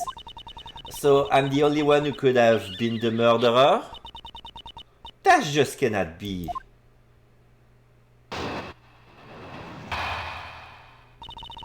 Why I can't be the killer? I heard all about the case from Justine darling here. Had I committed the murder, it would have taken place inside the holding cell. But I couldn't have moved the body, I never went into the prison. I was caught up in my work. Up until the show, I was stuck in my office. Check up on it if you like. You find there is no record of me entering the prison. I don't know what reasoning you had, but I can say for sure, I cannot be the killer. But Missile broke at you, pal. You gotta be the culprit. Oh heavens, it's not possible. I already told you I never went into the prison. If you think I'm lying, why don't you check the records? She wants us to check the records. She does seem confident. For now, all we can do is listen to her and try to draw out more information. I do hope you understand, Mr. Edgeworth. Rebuttal. I heard about the case from Justine Darling here. Hold it! From Judge Courtney, are you too close? As close as fish and water. Are you jealous? Jealous? On the first day of the investigation, she filled us in on the situation. In exchange for our cooperation, she explained the details of the case to us. How could you say that? You're so mean, Justine Darling. The truth is the truth. I believe it should be told as such. For some reason, those two seem kind of scary. Had I committed the murder, it would have taken place inside the holding cell. Hold it! The murder occurred inside the cell? How can you be so certain about that? Well, everywhere else would be under surveillance, right? And the victim's blood was found there too. That blood was actually from when he was struck by Albert, but I don't think it's necessary to inform her of this fact. But that doesn't mean it's proven. You do know that. But I see no contradictions, assuming the crime scene was at the detention center. But I couldn't have moved the body, I never went into the prison. Hold it! You never went into the prison? Do you have proof of this? My, can't you wait for me to finish? I was caught up in my work up until the show I was struck in my office. You were in your office the whole time? Nothing strange happened? Nope, nothing at all. Were you looking for something? I'm not too good at tidying up. I always forget where I put everything. The other day I even lost track of an important piece of evidence. How could you have made such a grave error? If someone were to take something from me, I wouldn't even notice the entire year. I guess it will be hard to attack with the key to the breaker room. On the day of the incident, I was working in my office and searching for lost items. In other words, I couldn't have gone to the prison even if I had wanted to. Check upon it if you like, you'll find there's no record of me entering the prison. Hold it! You did not enter the prison from the entrance? But what if there was another route? Oh my, aren't you suggesting something like a secret passage? I don't know if anything like that exists. It is my firm belief you did possess an alternative route. That route was neither the entrance nor secret passage.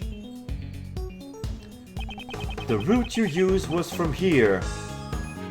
The garden? Take that! The barbed wire fence? You would have moved nightly to your office first. This office leads directly to the garden side of the courtyard. If you had moved through here and passed the barbed wire fence, you would have arrived at the prison without passing through the entrance or a tunnel. I wonder what Mr. Edgeworth is saying. Haven't you noticed there's a high voltage current running through the fence? Yeah, obviously she couldn't have passed through it like that. The current to the fence could be switched off at the breaker room. And you were the only one who had the key, Warden Roland.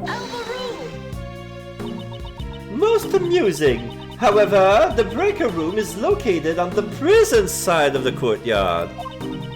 How would the warden have accessed it from the detention center? Ha! Quite right. Gotcha there, Mr. Edgeworth. That's... If there is no record of her passing through the prison entrance, it would not have been possible for her to turn off the fence breaker. Yeah, but Warden Roland was the only one who had access. Don't let this phase you, Miles. But if I don't have a solution for this, she'll get away. Now, Uncle Ray never said don't think. You know? It's just not good to be so stubborn about it. That's all. But no matter how you think about it, Warden Roland couldn't have done this alone.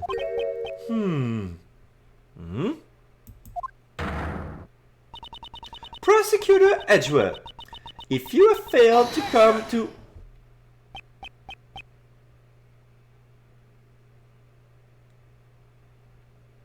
If you have failed to come up with a new I am not amused, interrupting my judgment only to be silent. Without thinking, I just blurted out objections. I'll have to answer. I won't let this end here. My reasoning is not over yet. So how did she use the breaker without leaving the detention center? It's perfectly possible, with this method. What made it possible to turn off the breaker? Her position as the warden, she has an accomplice, the timing of the incident.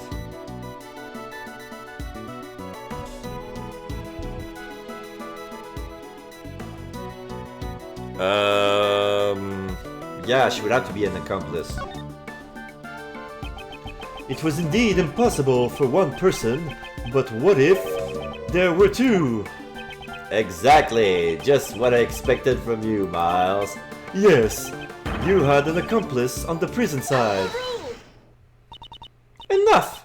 I am disappointed in you, Prosecutor Edgeworth. Was that, pal? You're making fun of Mr. Edgeworth? The inmates at this prison all wear bracelets. If they try and go where they please, they will set off the alarm. Ah! So you noticed, this is a prison after all.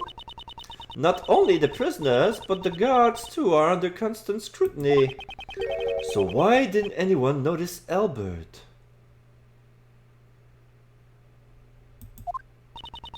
The only ones allowed to move around freely are the animals. And they certainly could not have used the breaker. But it's still possible that the person did it. Excluding the inmates and the guards, just what kind of person would you say it was? We can't exclude the inmates and guards just yet. There was only one person, one whose movement was not restricted. This evidence shows that there was someone in the prison who could have moved around freely. Who, Frank? Because his bracelet was broken? Take that! That is... It looks like the bracelet worn by the prisoner. This belongs to a certain model inmate. And it's broken. What? Just who on earth does this belong to?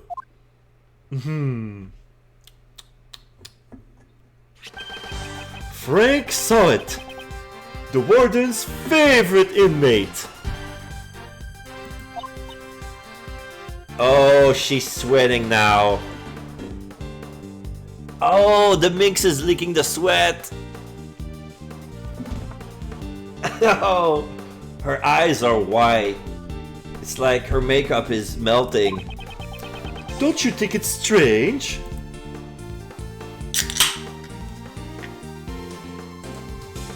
Da-da-da-da.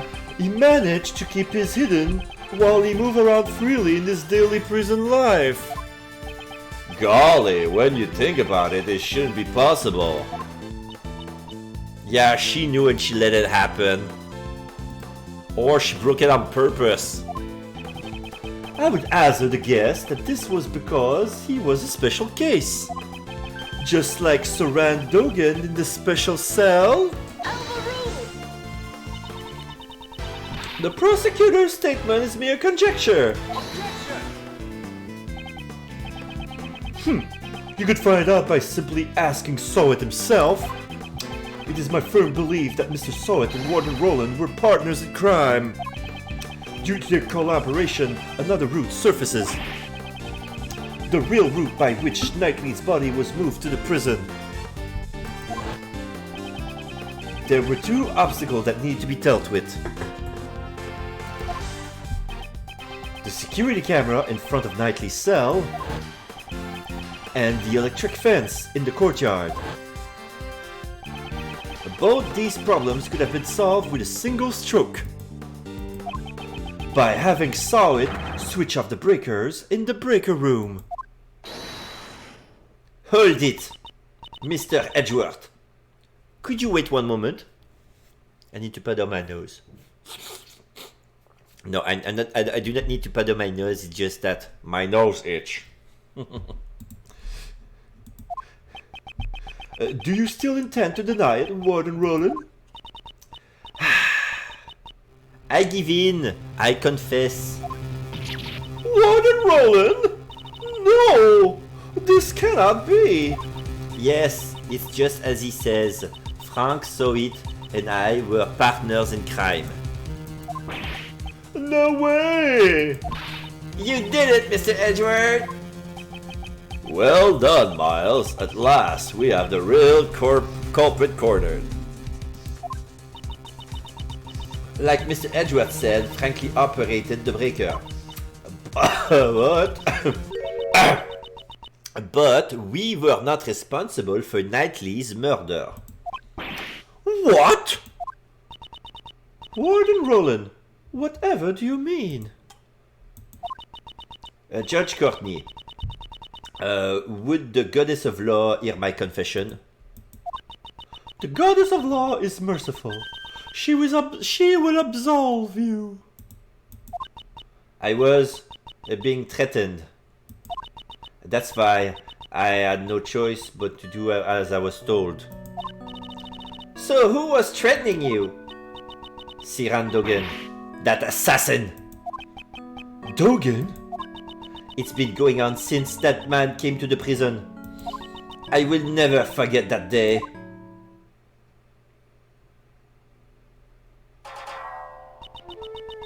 When we were both alone, he suddenly said to me, I have many dogs outside the prison. Dogs? Loyal dogs who obey my every command. I soon realized that what Dogan referred to were not really dogs, but his human henchmen. And that's not all he said. You better watch how you treat me. If you don't want you and your family to become dog food.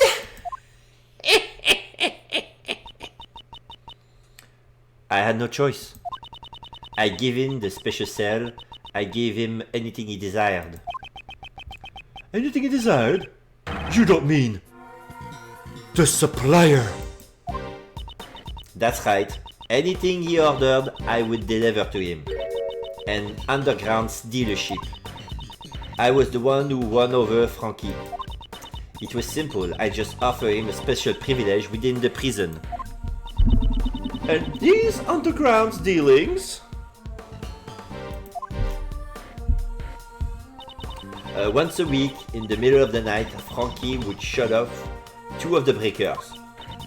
So I would move from my office to the courtyard without being seen by the security camera.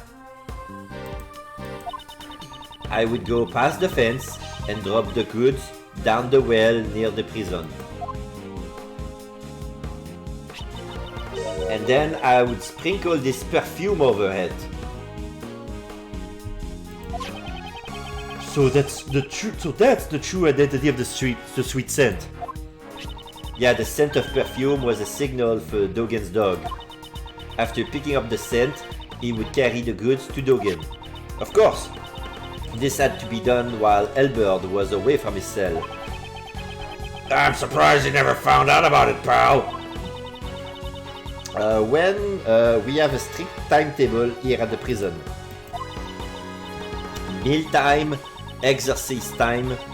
It's easy to know when he's away from his cell.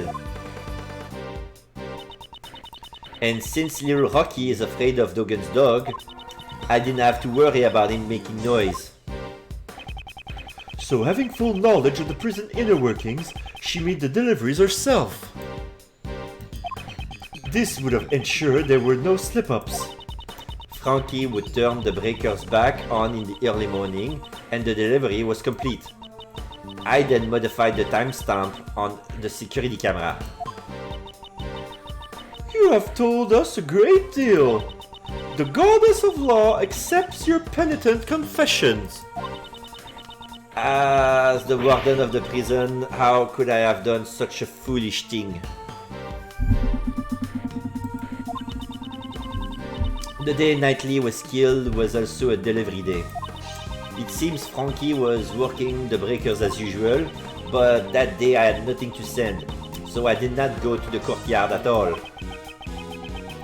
The secret of the supply system. So then Warden Roland was... The police have been searching for Dogen's henchmen for ages. I've also been helping them, but... I've been interrogating him personally in my office, but... No matter how much evidence we have on him, we can't get a single word out of him.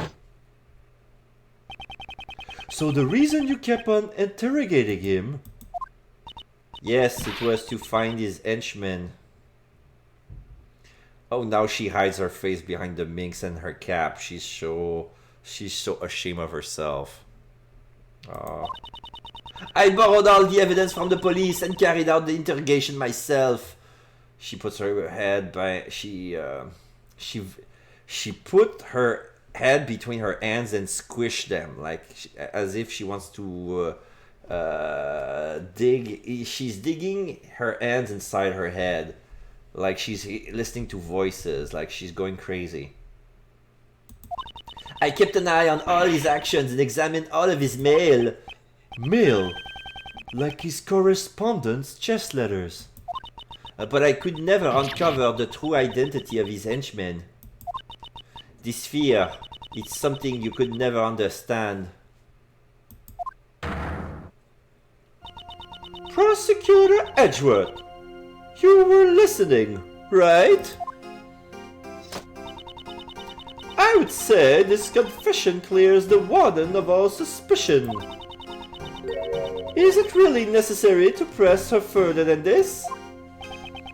Is it necessary to press further? Yes, please, press further. George Courtney, my questioning isn't over yet. I'm sure the goddess of law isn't satisfied yet either.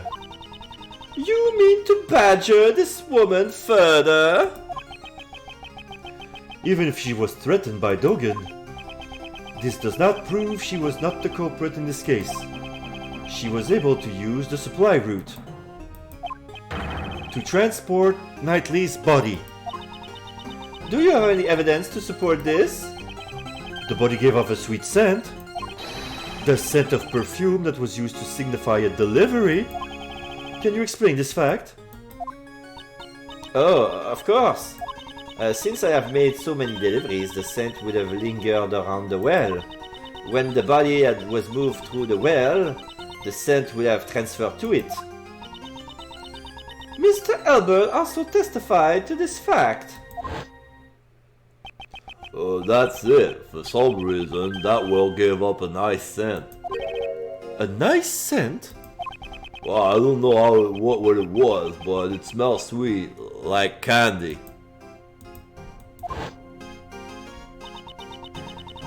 The lingering scent in the well would of course be picked up by anything passing through. The defense rests, I see. In that case, court is adjourned. Mr. Edgeworth, is there anything we can do? What should I do? Is this as far as I can go? Is it over already? Yes, Sebastian, it is. And now, court is officially adjourned. Hold it. Who said hold it? Who was that? Hold it. It's not nice of you to adjourn things just like that, Courtney Pie. Mr. Shields, are you objecting to the court adjourning? Of course not. I ain't got no objection or anything like that. Even though if I do have a soundbite with my voice in it. Go ahead and adjourn court. Do whatever you like. Hey, what are you doing, Mr. Shields? Whoa there, calm down, Kay. Who wants some chocolate? Is this a joke? You'll have to excuse me, I just have one tiny request to make. As Simon Key's attorney. That's right, you're the defense attorney in charge of this case, aren't you? Exactly, did y'all forget? That's so mean. But you just left everything to Mr. Edgeworth and didn't do anything at all. Yes, that's right. That's why I thought I'd do my job a bit. Do your job? That hardly sounds like you at all. It's to prepare for the trial. I would like to ask the warden a few questions. Surely you jest. What more would you expect to hear from her? Well, Miss Warden, I would like to hear your thoughts on the culprit. My thoughts? Well, Uncle Way believes that Simon is not the culprit. It seems that Miss Warden also suspects someone other than Simon. I would like to hear your out. Roland dot dot dot. Hello, super blind man! How are you doing? There you go, the true Edgeworth has arrived. Let's give a shout out to Super Blind Man. How you doing, buddy, oh pal?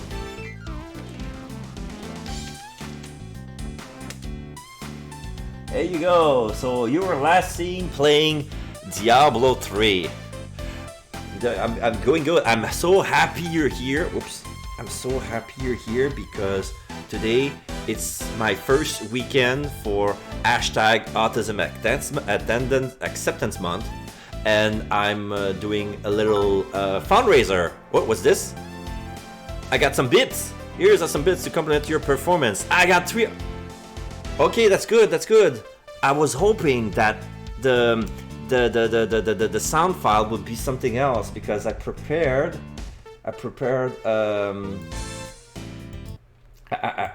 another. I don't know why it didn't come in because usually my bit alert's supposed to sound like this. So I received 300 grams of glitter. Yay!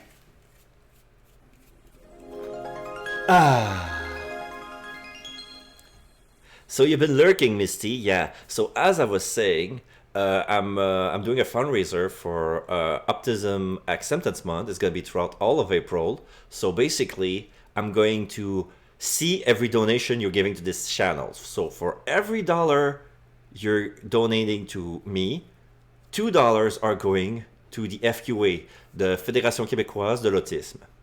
So basically, that's what I'm hoping to do. And yeah, I'm so glad you're here. Thank you very much for the biddies. And I have more alerts for following. You're already following, but if there was a new follower, it would go like this. Excellent! There you go. If I have a new sub, it would be like this. Seasons change, time passes by, as the weeks become the months, become the years. And also, one of the questions I ask every follower, every new follower, is what is your favorite geek fandom? Like, it could be anything from video games, music, movie. For you, Brandon, it could be The Last of Us. It could be Phoenix Wright. It could be Final Fantasy. It could be something else. The alerts are still quiet. Yeah, the first one are still quiet. I supposed to raise it higher, but I don't understand why it didn't apply. But when I receive donations, it would sound like this. There is nothing quite as wonderful as money. There is nothing quite as beautiful as cash. Some people say it's folly, but I'd rather have the lolly. With money you can make a splash. So you would say video games in general, that's your industry. You don't have a favorite video games in particular, just video games in general. I see, that's good, that's good. Right now, it's for Misty is All Things Destiny. Good, great, great, great, great. If I have a host, it would be like this. I had a host yesterday, and it's true, it was quite quiet because I was playing. Because I have Tyler Hoot as my mod. I modded him yesterday, and he probably is the one who lurks at my channel the most. So he takes care of a little. Where's your donation link? There's supposed to be a donation link. Is there not? Last Most is your favorite game, or it's hard to call my favorite fandom overall because I want to bring accessibility to GOG. I supposed to have set a donation link. Maybe that's why I didn't receive any money yesterday. Sorry. I was drinking sparkling water. That's why I'm a little burpy. There's supposed to be a donation link on the. How do I access it? No, not that. When I set up my thing on the dashboard, where would it be? Success, community, content, parameters.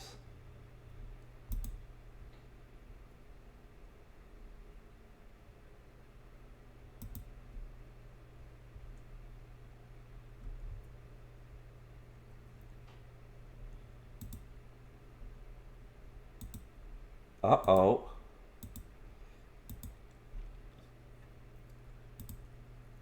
That wouldn't be extension.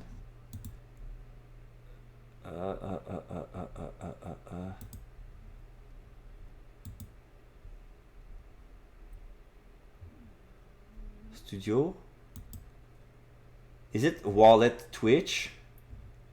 Should be there. Wait, I need to move that.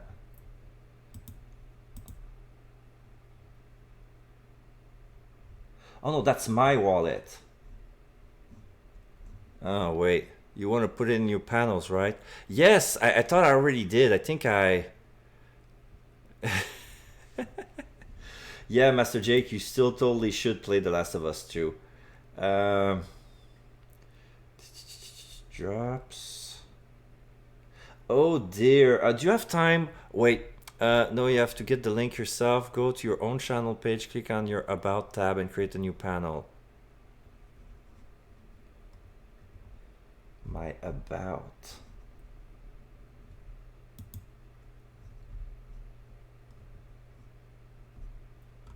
Like under Edit Panel?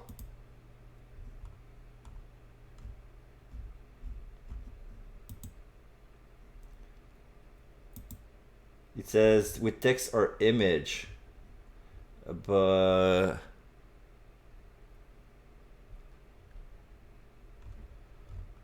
my About tab. Where's my About tab? Uh-oh. There's the accueil. There's the bio. That's not the bio. Is that where the bio is?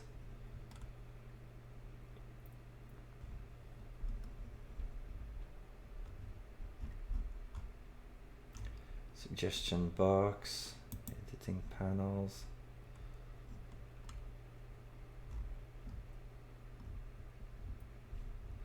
Oh dear, oh dear, oh dear, oh dear. Links works in text panel.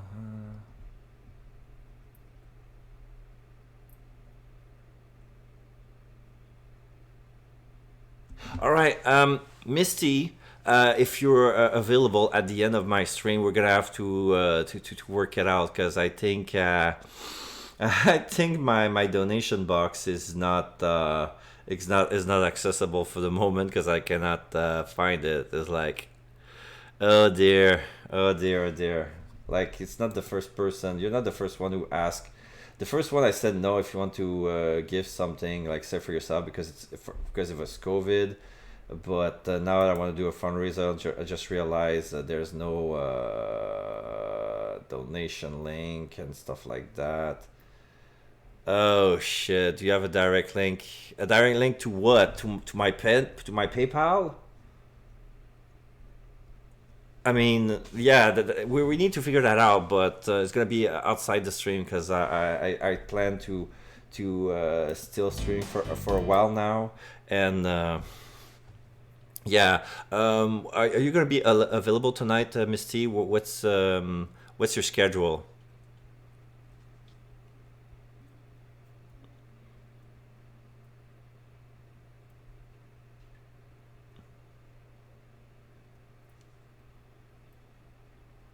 Yeah, because I want to do a fundraiser for autism because I still have Asperger, and then I just realized half my stuff is not well figured out because I have Asperger. So I was like, oh, I forgot some small details like that, and I feel kind of embarrassed about it. I'm like, oh no. So yeah, Misty, I'm gonna talk with you at the end of my stream. Gonna chat and we'll try to figure out what I should be around to help you with this. Thank you. Okay, thank you very much. All right, so basically where we were at during this second game of Phoenix Wright is, remember Brendan, you said something about you want to see Edgeworth at a new light. Right now we're in the file, we're in a case that he cannot be investigating as being the prosecutor. Right now, there was the prosecutorial investigating committee led by Judge Justine Courtney has taken Edgeworth off the case and put a rookie incompetent one. And the order of, oh, I got a sub from Misty. Thank you very much, Misty. Thank you very much. You're my first sub in a whole while. So yeah, you just pledged the oath for the GGG, the Gigi Guild. So basically, what you're gonna say, you know what? I think I'm gonna do it. I'm gonna take a little while. Like, okay, I'm gonna keep explaining what's happening. Oh my God, are you serious? You gave it 4 sub to Master Jake, the Word Nerd 512, to Glenn Homer, and to Tyler Hoot. Wow. I didn't know that that the Word Nerd 512 was following me. Sub hype, yes. So okay, I'm gonna prepare a little music. So because this is a solemn moment, this is like the moment I never had this much sub in a day. This is like you just beat a new record. Sub hype. Thank you, Misty. Right. This is amazing.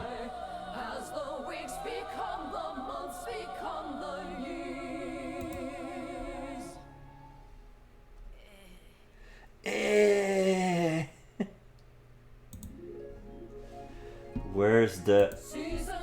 I should put a better... is it fantasy?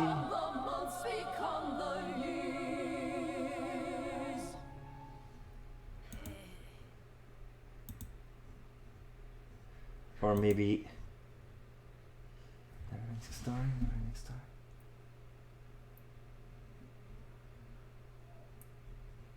No, it should be in fantasy.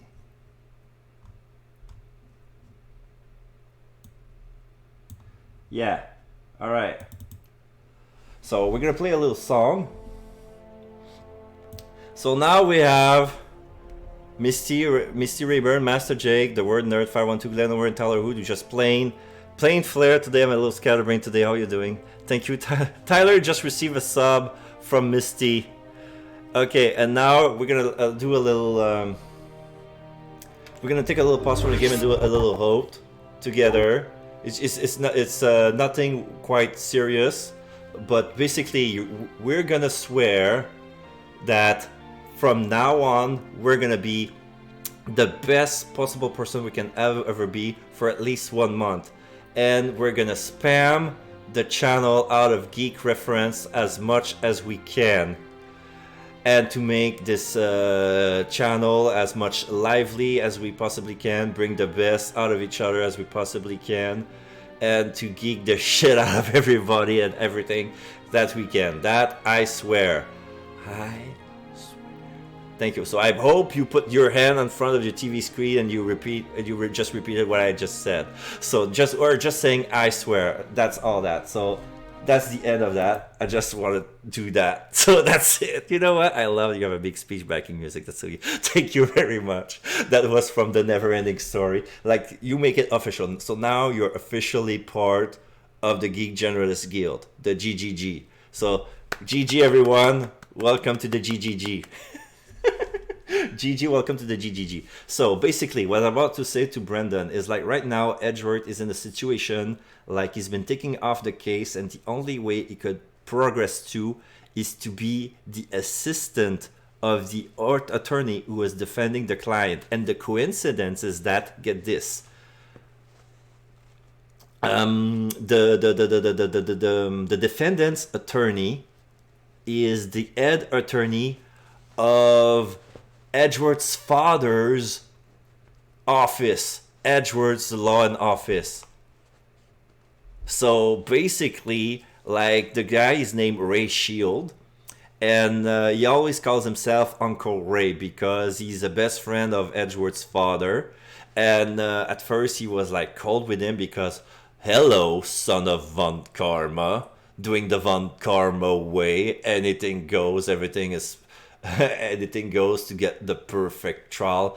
And he was very, very mad. And now we see that Edgeworth is this new way path to get to the truth. He had to learn how to be a good attorney, and every Uncle Ray's sayings is stuff that Phoenix would say. So like, Ray Shield and Phoenix Wright are born from the same mold. Oh, we have a resub from Super Blind Man. He's taking the hoop. Boof. Boom. Pow. Bam. Biff. Thank you very much for your second month, Super Blind Man. The first one was given to you. So now you're... So yeah. So now I must do my best to make the most of... to make the biggest... the best that I can do for the coming up... the upcoming stream.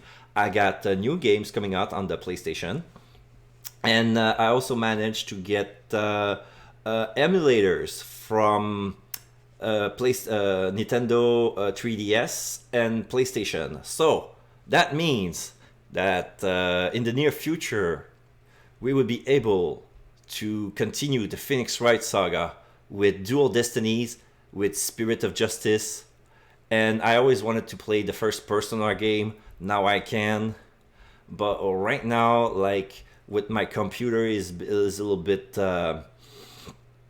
picky. Tyler is gonna help me a bit with that, because when I start the stream, even with OBS Studios, after 15 minutes, the whole thing crashes. But I discovered that with Discord, I can stream the Citra and PlayStation. So I'm gonna do further tests like that, and if that happens, we'll be able to continue Phoenix Wright's story live through Discord and have the archives through YouTube or something. Well, we need to figure that out. We're gonna cross that bridge when we're gonna get there. Right now it's for the near future. I have new games for the PlayStation. I have Persona 5 Strikers, which is like the mix between Dynasty Warriors and Persona 5, but the mechanics nowadays kind of looks like Dynasty Warriors, but it doesn't play that much like a Dynasty Warriors. It's gonna be interesting. And I also bought on the spring sale Yakuza Like a Dragon. I wanted to try that game for a while. I love the Yakuza series, and this is like a spin-off, so you don't really need to get into the first 6 game of Yakuza, 7 if you count 0. I forgot about 0, but yeah, it's like turn-based with a job system. Like, this is the kind of RPG that I like. Like a Dragon is freaking good, and I'm gonna be playing with the English dub, and I'm gonna try to get the most out of that. And probably during my spare time, I'm gonna be singing, making karaoke song. Like you're gonna hear my own singing, like my own version of Machine Gun Kiss, or my own version of Bakamitai, my own version of the Majima Construction Anthem, because that's mostly me. But right now we're in the middle of a crime, a case. We found the culprit. It's inside the prison. There was somebody was the victim was the killer from the last case. He was at the detention center. It was waiting for a trial. If it was found guilty, he would move next door where the jail is. But the body was found at the jail. The guy wasn't supposed to be there, and he was killed. And now we suspect the warden, and now we're trying to figure out what's happening. I give the warden a French accent, and the head attorney, Uncle Ray, I'm giving it the hero's voice from Danganronpa. And there's also the young Regina Berry's back from the Berry Circus, because there was an animal show that was staged in the courtyard of the prison during the day, and there's been some shenanigans. The body has been moving during the show, and now the guy who's handling Monkey the Clown, not Monkey the Clown, Monkey the Monkey, Money the Monkey. The guy who's handling Money the Monkey has been has been accused of killing Knightley. So yeah, so this is where we are.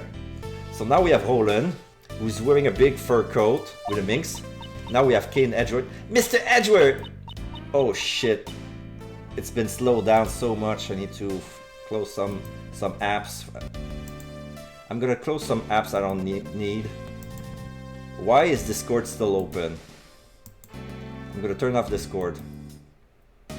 Alright. What is Mr. Shields up to? Oh, he's trying to lure Warden Roland into testifying. Why was the supply route used to transport the body? Okay, it's been slowed down, but it's gonna pick up after a while, because it has been stopped for a while. I don't know why. I would say it was to pin the crime on Dogen. Oh wait.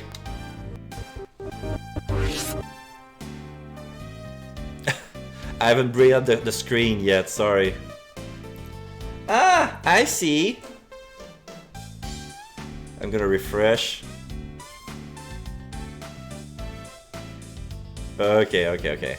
I forgot to bring this. I was still on the face. Ah, I see. If he committed a murder here, he would be transferred into another prison. One with tighter security. And that would get rid of the troublemaker. Exactly. She wouldn't pass up a chance like that. Hey, hold on a second. A culprit besides Simon. This guy is the loser. The loser prosecutor. Like, he's the rookie. His name is the best. Sebastian the Best. He's the #1 rookie, but that guy has no attention span. He doesn't. If he's like a young Gaston. If you don't think about, if nobody refers to himself in your sentence, he's not paying attention to you. Like, he's been babysitting by the judge, Judge Courtney. What do you mean? Simon was the one I was supposed to prosecute. You know, you see? You see? He's another version of Prosecutor Payne. Kinda. It's like a mix between Payne and Gaston, and maybe a little bit of Francesca Von Karma. And this is Ray. Exactly. So, would it be better if the best also listened to what she has to say? Amazing, Mr. Shield! You managed to drag Mr. The Best into this too! Oh, now we have the judge. Warden Roland? Is this acceptable? Roland ... Oh, you, it's fine. It's fine. You understand a woman's heart. Thank you, mademoiselle. Actually, I thought this over. I'd like to tell you my thoughts. You let me speak, won't you, Justine, darling? The judge is called Justine Courtney. Justin Court, get it? Of course, you may speak. Mr. Shields, awesome! Ew, that was a close shave. Thank you, Mr. Shields. No, I'm still leaving the rest to you. Remember what I said. A defense attorney never gives up. The fate of our clients rests on our shoulders after all. It would be uncool if Uncle Ray didn't put that into practice, huh? Now then, Miles, it's your turn to show you'll never give up. Right. Well then, will you listen to my story? Testimony. My story. I believe that the culprit in this case could only have been Dogen. I have no idea what transpired between Dogen and the victim. It simply could have been that Dogen was displeased with him. In any case, he was the one who stabbed the victim to death. He probably had a dog dispose of the body. This is the truth of the case. The victim, Mr. Knightley, was it? I think it is a truly terrible thing. Taking a man's life, you mean? That's how you'd go about saying it, isn't it? If only I'd been more vigilant, his death would not have happened. That's why I want to clear up his regret. Warden Roland, how considerate. I'm sure Mr. Knightley in heaven is overflowing with gratitude. Is gratitude really what Knightley feels? My story. I believe that the culprit in this case could only have been Dogen.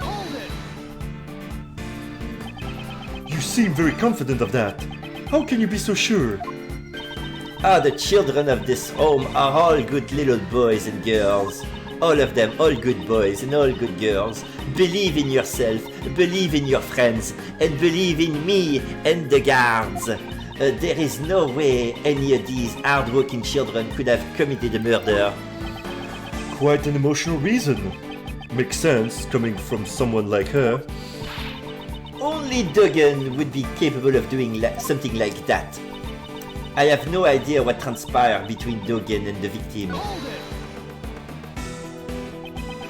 Knightley was being held in the detention center, and Dogen was in the prison.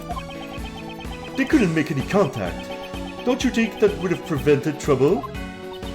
Oh, the prison is quite confined, right?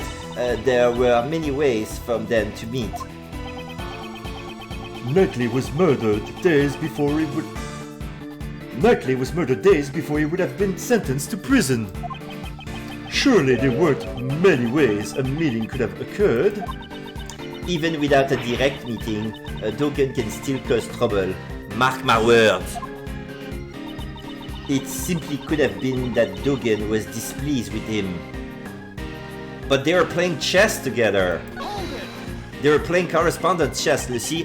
Dogen is a blind assassin. He uses dog trained for assassination and knives to kill people. Like, his shtick is that you're in the darkness. He attacks during the night, and you can only hear the sound of the bell, and that's the last thing you hear of your life if he's nearby. And they were playing correspondence chess. Like, he's a good chess player, Knightley is a good chess player, and they were playing chess through correspondence by mail, and this mail has been checked by the guards. So yeah, he has his own checkboard, and Knightley's playing on a piece of paper, but he has a chessboard of his own. It's been brought by the defendant, and that's how everything happened. Yes, blind assassins rule. Yeah, he's an old guy. He's an old, terrifying guy, and his dog is like a big black kind of Doberman. I don't know if do I have a picture of the dog? I have a picture of Dogen, but yeah, age unknown. A blind former assassin appears at the sound of bells with his dog and knife. But yeah, he has a seeing eye dog. He's nice, but he's been trained to kill. But he won't. This dog cannot go rogue. He will not kill unless he's been ordered to. But he's been trained to fetch things and do some menial tasks. But he cannot like install like the way the body was moved. No way a dog could have done that. No way a seeing eye dog could have done that. So, what could Knightley have done in the detention center to displease him? Oh, that was just an example. You don't have to take it so seriously. Didn't I already say that I have no idea what transpired between them? Nevertheless, you certainly are a serious one, Edgeworth dear. What's this? That piercing gaze. Always standing straight and stiff. Very nice, looking very clever, my dear. I think I'm about to become your biggest fan. Mr. Edward, stay focused! It's just a flesh wound! Right. Is this some form of psychological warfare? In any case, he was the one who stabbed the victim to death. I'm gonna go back to see if I can present something. I'm gonna save first. So we gotta bring that Dogen. I'm gonna present the memo. No, didn't work. Warden Roland, would you have a look at this piece of evidence? What's this, Mr. Edgeworth? You want my attention that badly? No, I didn't mean... Like, she's a beautiful woman, but her real body is hidden inside a big fur coat, so we have no way if she's slender or chubby. I'll give you as many hugs as you like. Oh yeah, her hugs are big and furry because she has a big overstuffed fur coat and a mink scarf, but it's a real mink, not a mink fur scarf. Run, Miles, run! Oh, okay. It seems that I'm in danger. I should withdraw for now. Simply could have been that Dogen was displeased with him. In any case, he was the one who stabbed the victims to death. I would like to hear your thoughts about the circumstances surrounding the murder. Well, I suppose it was a simple job. During his booking, I learned that the victim had some kind of injury to his neck. He couldn't turn his neck to the right. I remember him saying something like that. Booking? That's the process one undergoes before being locked up in the detention center. It sounds like you don't really know a lot about Knightley. Oh, I only know a little. In any case, he would have been an easy target for Dogen. Perhaps he used the chisel hidden in the chessboard? The victim wouldn't even have a chance to scream. Oh no, that couldn't. The chisel hidden on the chessboard has been checked for fingerprints. And only Knightley's fingerprints have been on the chisel, not even Dogen. Dogen never touched it. It was found inside of the mouth of the dog, but he never lay his hand on the chisel at all, so it cannot be. She lies. That's a contradiction right there. I see. Your opinion will be a very valuable reference. Could you add those last statements to your testimony? Ah, you're making me blush. You're so cute. C-U-T-E. Cute. I'm just kidding. I'll continue. I won't tease you any longer. Use the chisel and then the chessboard. Let's see. See chisels. Trace of blood. Dogen. Small bell attached to it. Where's the part that says the fingerprints? Okay, I'm gonna present this. Oh no. Warden Roland, what do you think of this piece of evidence? What do I oh, well, what do you think? Ah, yes. Is that it? I think so too. What do you think? It's utterly ridiculous. I wholeheartedly agree. It seems I was mistaken. Okay, I gotta be careful. I'm gonna press the chisel. The chessboard? The thing that the victim brought with him. It seems that he really enjoyed playing chess. How could I have guessed that chisel would be hidden inside it? The chisel in the chessboard. That fact is only known by a select few people. This was the answer we arrived at from our reasoning after all. So then why does she know about this? In Dogen's hand, even a chisel is enough to be used as a lethal weapon, but he had 4 of them. You gave them for special treatment. He was building wooden Buddha statues in his cell. There was so many of them. You could have lit his whole room with the candles. Anyway. Okay. I'm sure it would have been a simple job. Perhaps he used a chisel. Okay. I'm gonna try the chessboard. I lay the chisel. Oh, so it wasn't the chisel, it was the chessboard. Okay.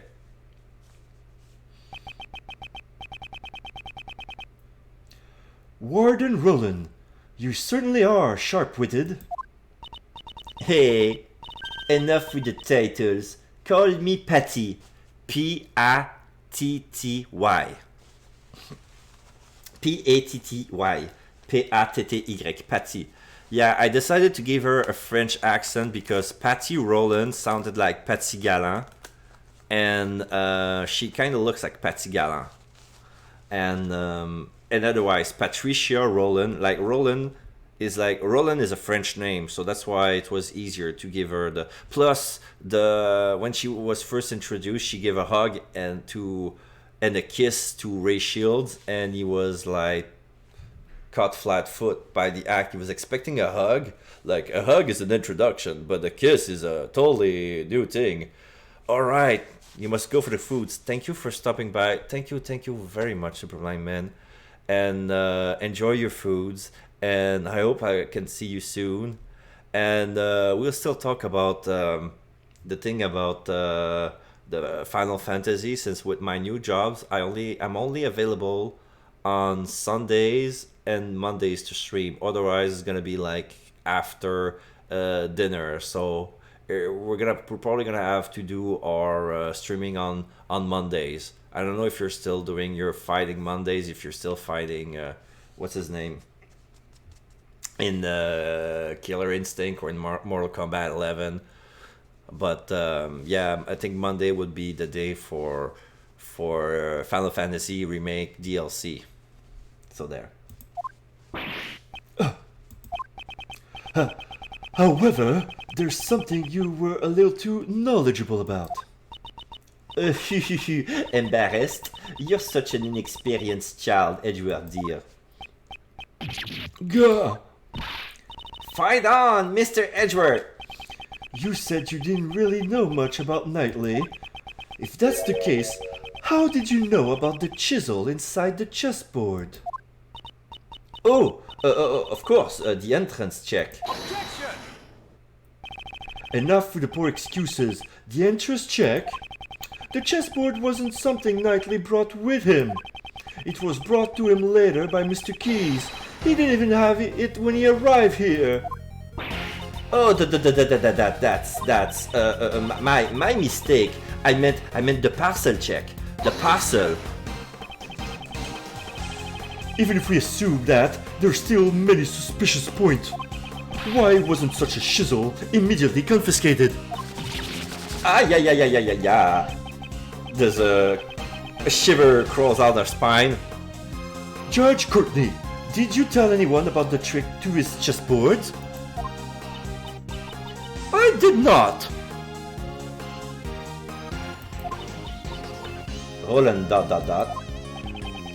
If no information about our investigation was leaked, then how did you find out? You could not have examined this during the entrance check or parcel check. Certainly. Someone in the warden's position would never let the chisel slip by. Exactly. So, answer this, Warden Roland. When and how did you learn about the chessboard secret? Dot dot dot. Yeah, the mink is licking her sweat. In that case, I shall answer for you. It is because... Hold it. I give up, Edgeworth dear. It is as you say. I interrogated Knightley. That's how I learned about the chessboard. But please believe me, I didn't kill anyone. Enough! It would appear that we have uncovered some vital information. I'll ask you to testify once more. If that's alright with you, Prosecutor Edgeworth.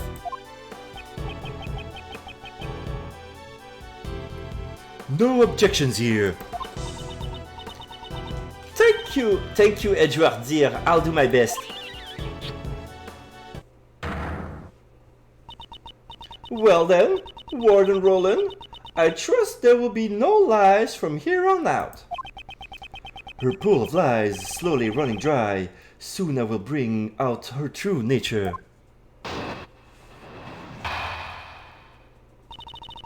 My story, part 2. I wouldn't go so far as to call it an interrogation. I always make sure to talk to all the new arrivals. Mr. Knightley, yes, we had a little chat. After our talk, we went right back to his cell, and I assure you, She's spilling lies on top of lies, not realizing that it only tightens the noose around her neck. you speak with the new prisoners, you say? That's right. I'm glad you understand. Your testimony is not solid evidence. It requires more than just understanding.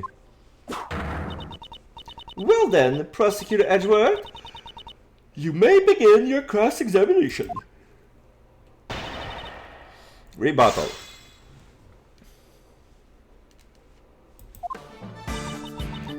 I wouldn't go so far as to call it an interrogation. You're certain you're interrogating him the day before the show? Yes, around 3 a.m. on the 27th. 3 at night? That matches the time of death of Knightley's autopsy report. You summoned him that late at night and he wasn't asleep? Oh well, a guard was attacked in Knightley's cell, remember? After that incident, we checked his cell and inquired about the circumstance. I'm sure all that excitement made it hard to sleep. Knightley was wide awake, you know. So even though it was highly irregular, you still carried out this late-night interrogation. Edgeworth dear, you're so mean.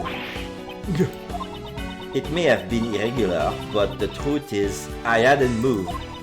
You can call it what you like, it still doesn't change the facts. Please excuse him, I'll give my incompetent apprentice a good scolding later. But for now, mademoiselle, what did you mean when you said you hadn't moved? I thought it was obvious, monsieur. I spoke to him in my office. Her office? The route she used to move Knightley's body. Please add that statement to your testimony. Of course. Around 3 a.m. the day before the show, the victim was brought into my office. And where is your office located exactly? Oh, you know that sign in the detention center hallway? You mean the one that says no entry? Yes, it's just a short walk up that aisle, about 5 minutes from the cell block. I've heard that room exists into the courtyard. Of course, that side of the courtyard is my private garden. Oh, I get it. You're going to say I used that route to move the body. Indeed, you must have been able to use it. If you use that route. For now, that is merely a possibility. There is no decisive evidence to support it. But there is no other way the body could have been moved. Surely you haven't forgotten my theory that Simon Keyes dropped the body in the well? That's right, what she said. Pursuing this point further would be hazardous. I always make sure to talk to all the new arrivals.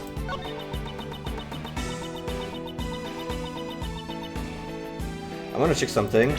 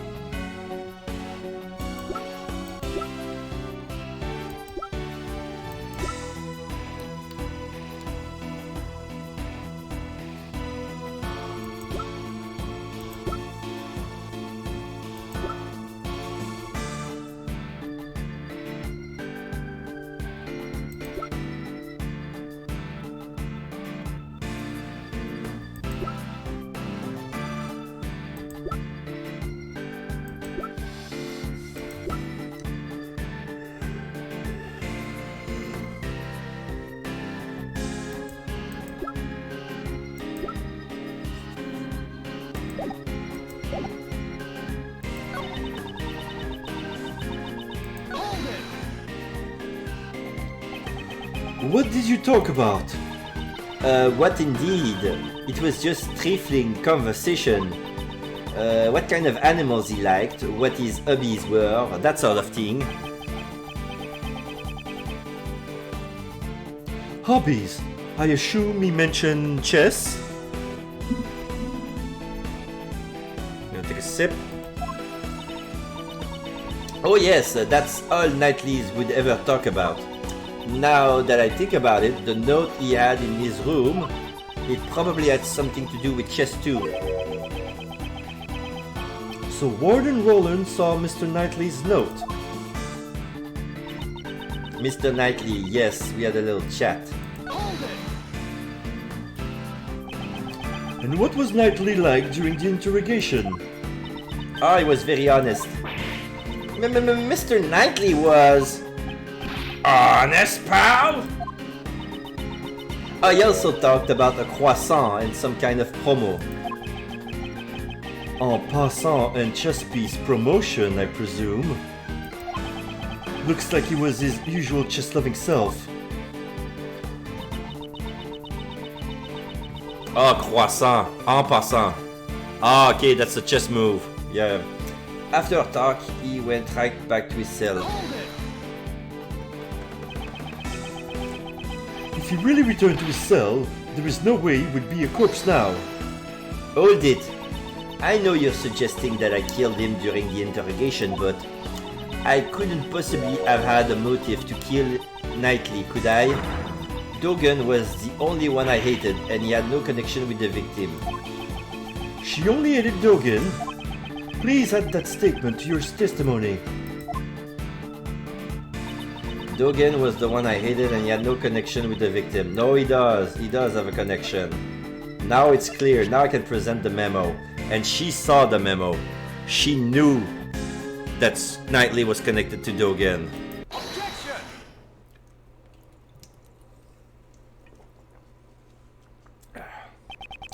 Judge Courtney, I would like you to have a look at this.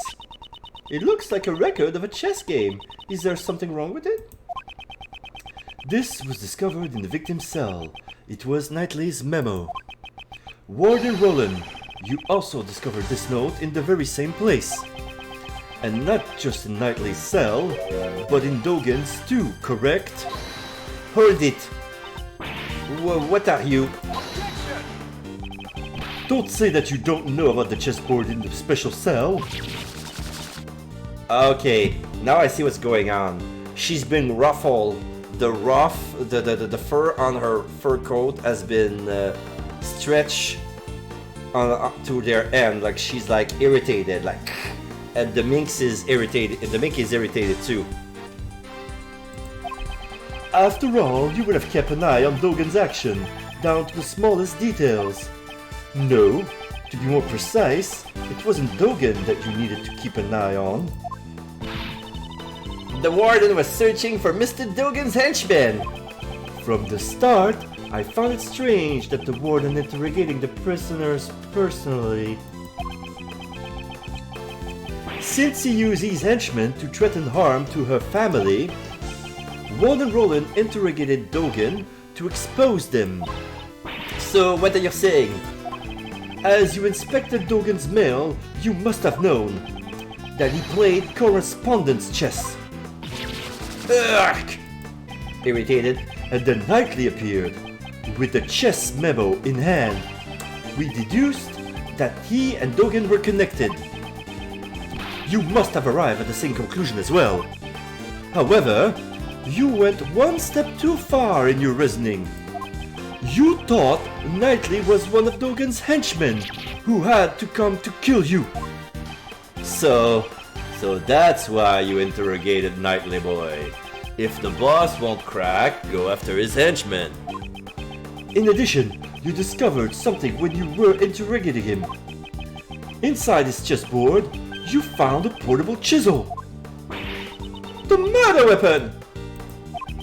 To Warden Roland, the chisel was a symbol of Dogen, and that was the final straw.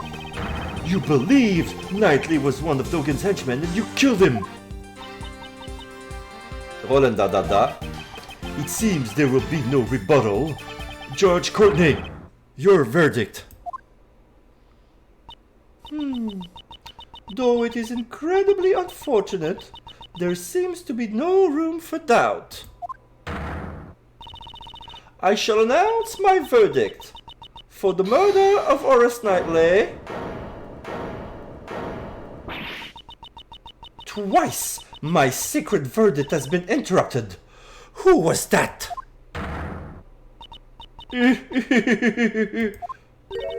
Warden Roland? Oh, how strange. You guys really don't understand anything? It would seem the one who doesn't understand is you. Me? Oh, I understand one thing very well. There is a huge contradiction in your logic, Mr. Edgeworth. Now the minx is running after its tail and it's running circles around Roland's neck.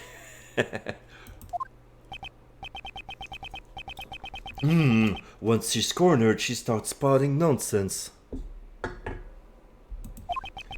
Pay no heed, Judge Courtney. Your verdict. Overruled!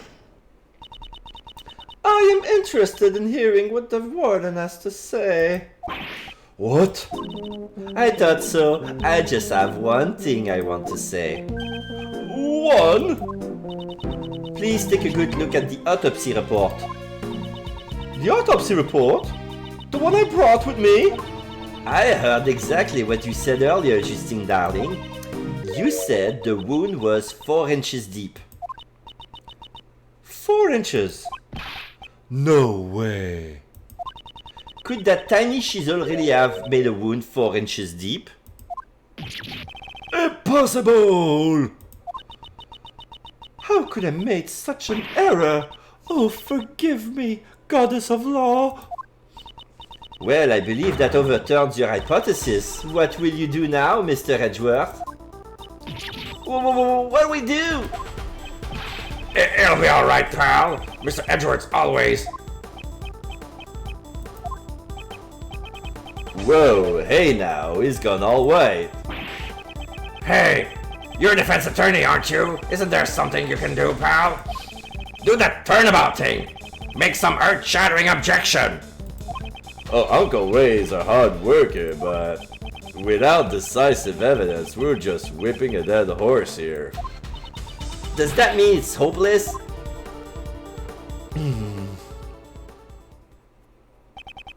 The true killer is Warden Roland. If it's not her, then nothing that's happened fits. But the chisel isn't the murder weapon. Are there any other sharp object here? There are still many mysteries remaining in this case. However, we do not have the evidence to solve them at this present time. We have no choice but to continue this battle in the courtroom. Objection! That would just give the killer a chance to destroy evidence. Overruled! Are you mocking the court? No, no, no. I didn't mean anything like that. You look perplexed, Miles. Thought of anything yet? The chisel is not the murder weapon. In that case, what is? It's no use. We're back where we started. No objections, Prosecutor Edgeworth? By the way, any baseless statement will be punished accordingly. Dot dot dot dot dot dot dot dot dot dot dot dot. It's no good. I can't think of anything. I need more time. Dot dot dot dot. I regret to say I have no. Hold it. Question mark? No, Mr. Edgeworth! Hold it! Remember what Mr. Shield said. If we give up, Simon will... Have you forgotten that sad look on his face? He was the one who suffered most from Knightley's death. If we can't save him, who will? Besides, Simon believes in us, so we can't give up. Okay. Miles, looks like you found a good partner. It's like Lil Kay says, whenever you're backed into a corner, think of your client.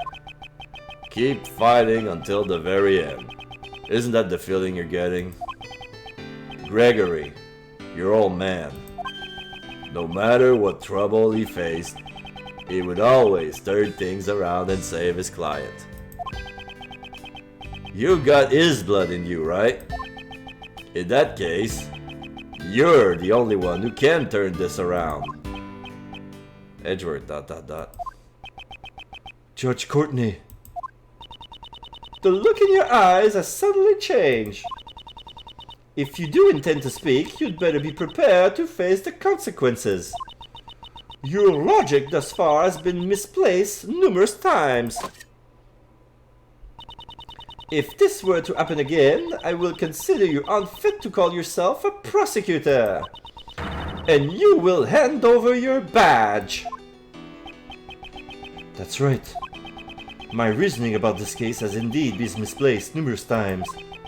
Have I made a grave miscalculations? Wait. My logic is misplaced. Still silent? I cannot condone this waste of time. Well then, Mr. Edgeworth! Mr. Edgeworth, I will announce my verdict. That's it. I have to turn my logic around. My logic isn't misplaced, it's been misled. This court finds the defendant, Simon Keyes. Isn't it a little early to end out a verdict? I actually think it's rather late. Don't you agree, Justine, darling? Enlighten us. What? Try to remember the eyewitness account about this dog and his absence from the animal show. When I first heard that information, my suspicions immediately fell on Dogen. I am amazed you take such pride in retelling your previous failings. But was that not the killer's aim? What if we assume that that was their intention from the start? Of course, the chisel served the same purpose. Huh? Knightley's body was stabbed in the same spot with multiple sharp objects. This shows that he was stabbed with the chisel after the real murder weapon was removed. By soaking the chisel in Knightley's blood, the killer wanted to mislead us into thinking the chisel was the murder weapon. Why? That's because... Why did the killer want us to think the chisel was the murder weapon? It was a murder weapon to get Knightley expelled, to get Dogen expelled. To get Dogen expelled! Warden Roland, you made use of this chisel image. Chisel? Image? what you're trying to say? Mr. The Best, when you see this chisel, what does it suggest to you? Eh? Something like... Something like Dogen is the killer, right? Now do you understand? That was the warden's aim. Ah, she wanted us to suspect the person with the chisels. Indeed, that was her plan from the very beginning. To make Siran Dogen out to be the killer. I understand your logic. It is true that the warden did not think kindly of Dogen. But you understand, don't you? This alone does not prove she is the killer. As I thought, it's not enough. The remaining chance is for me to find the real murder weapon. If you have no more evidence, I believe this conversation is over. I could prove it if I found the real murder weapon. It doesn't matter what you say. We did a clean sweep of this place. It is as Sebastian says. In the end, we could not find any weapons. In other words, such proof is impossible. No, the murder weapon must still be somewhere in the prison. As long as this exists. The security gate! You remember its name after all. Are you mocking me? It's because of those things that you can't take metal object in or out of this place. Ah. Right. As long as those security gates exist, the murder weapon should still be here. That also means no weapon could have been brought into the prison. In the end, we're back to the same mystery after all. George Courtney. Prosecutor Edgeworth, surely you realize, if the real murder weapon is still in the prison, one must also consider how it got there in the first place. The chisel was concealed within the chessboard. But the chisel is not the real murder weapon, which means the real murder weapon must have been smuggled in somehow. The way it was smuggled in? Can you prove that? How Warden Roland brought the weapon into the prison? You had evidence transferred from the precinct? Yes, we borrowed all the evidence concerning Dogen. I've been interrogating him personally in my office, but... Yeah, that's exactly what I thought. She took one of Dogen's knife from the evidence locker. That's it, she could have used that. This shows another way a weapon could be brought into the prison. The evidence? No, that's the roll call. No, not this. The prison investigation? No, wait. I'm gonna save here.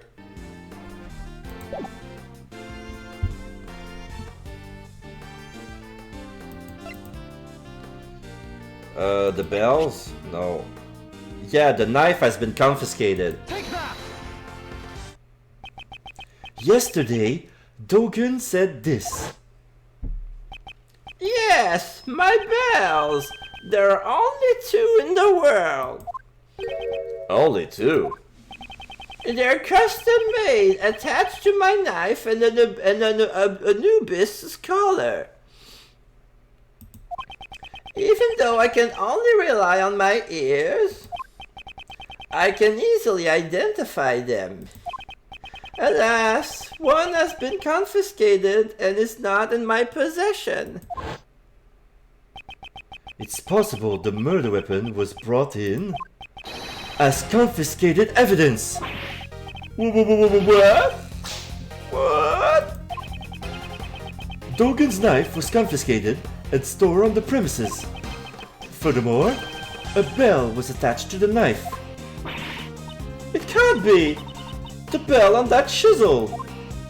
Exactly. The killer took it from the knife and reattached it to the chisel. But the only fingerprints on the chisel are Knightley's. The killer probably wore gloves when they made the switch. She made the chisel out to be the murder weapon by attaching Dogen's bell, and in doing so, made Dogen appear to be the culprit. Furthermore, the handling of the set of evidence that his bell originally belonged to was only possible for someone with the proper authority. Who, sir? Who had the authority? Why don't we ask the warden what she thinks? Hold it! You can't find bells anywhere. Anyone could have attached it, right? I see. So you don't know? These bells are Dogen's trademark. There are only 2 in the world. What? Quoi? And so, attaching the bell would naturally make you the killer. Hold it! Do you have evidence that I still have the knife? You don't, do you? Of course, I understand.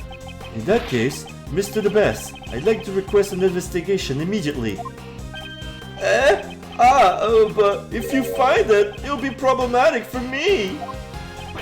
That doesn't matter now. It is necessary that we reveal the truth. You are prosecutor, are you not? Well, Even if you say that. Curse this useless prosecutor. If only I still have investigative rights. Besides, we can't investigate without the warden's permission, right? There's no way she would approve. We have no choice but to investigate ourselves. if you don't have evidence, there's no use in continuing this conversation. The goddess of law does not smile upon those with no evidence. This will have to be continued in the courtroom. Not good. If we give the warden more time here, she'll definitely destroy the evidence. It seems like I have no choice but to raise an objection and stall for time. But I don't have anything definite. Is that really acceptable? Is it really like me to do something this reckless? No. Not good. Now is not the time for hesitation. Right now I'm not a prosecutor, but an attorney's assistant. I need to protect my client. I'm the only one who can save him now. In that case, even if it's a 1 in a million chance, I have to take it. It's sink or swim. Should I raise an objection? Yes.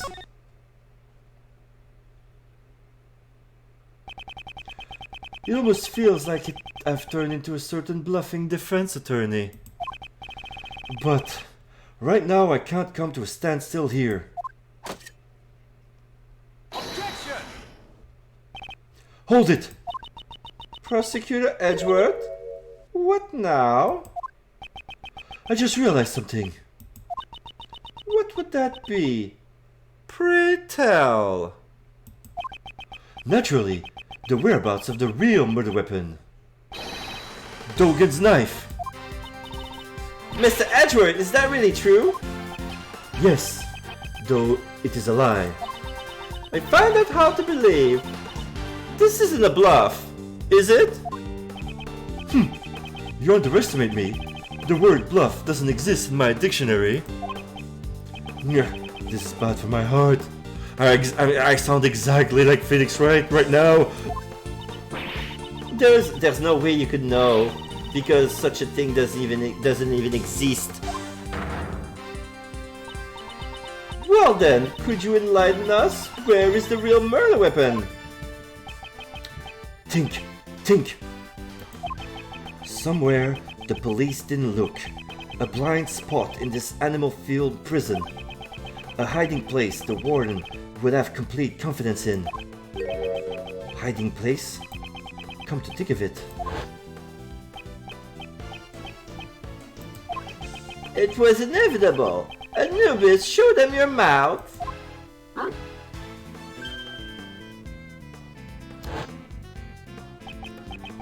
The same method!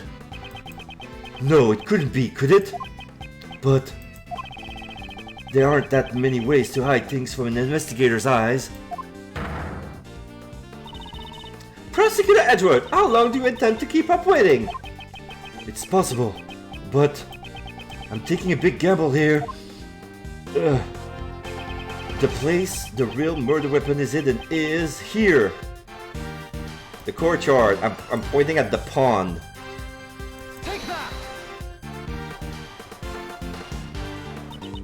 Here? In the courtyard? Indeed. That's not enough information. Please show us in more details. Where is the real murder weapon hidden? I'm gonna move left. I'm gonna point at the alligator.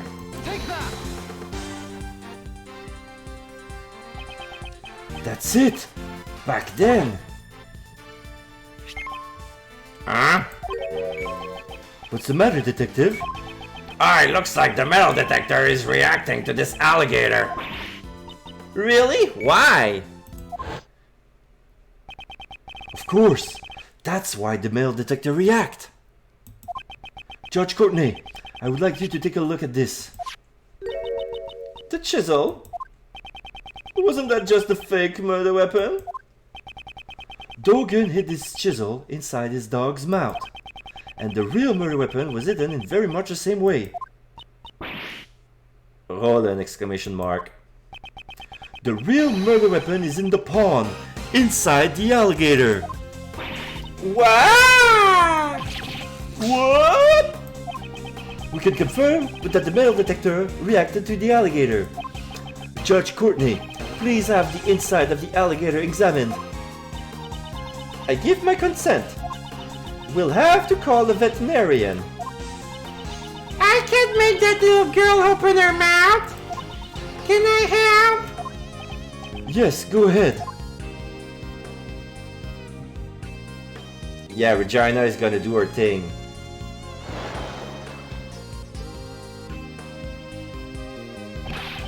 Warden Roland, discovering the real murder weapon will settle this matter once and for all. Why don't you do the honorable thing and confess now? Why would I have to confess? In that case, you could just wait for your fate to be sealed. Nyeh. Ah, we found it, sir. Just where you said it would be. It's over. Patricia Rowland, the real murder weapon is none other than Dogen's knife. And the one who murdered Horace Knightley can only be you. Licking them. Dogen was the evil one. I didn't do anything wrong. It was completely reasonable. That guy was one of Dogen's henchmen. Him. If only he had never come to my home. I could at least still be happy. My special paradise. He ruined it, all of it. Him, that no good assassin. Him.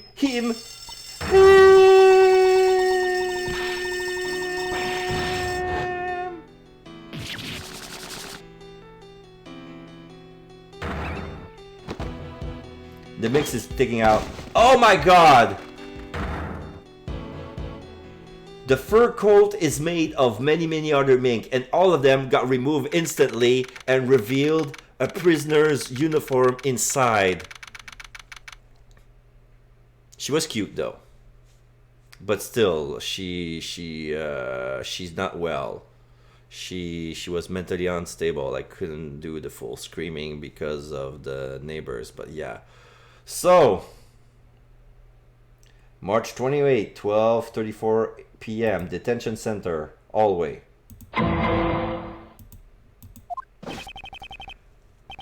Mr. The Best of the Best, we have the results. The best of the best. Looks like even the forensics officers have it tough. We found traces of Knightley's blood on Dogen's knife. It was just like you said. You're the best, Mr. The Best.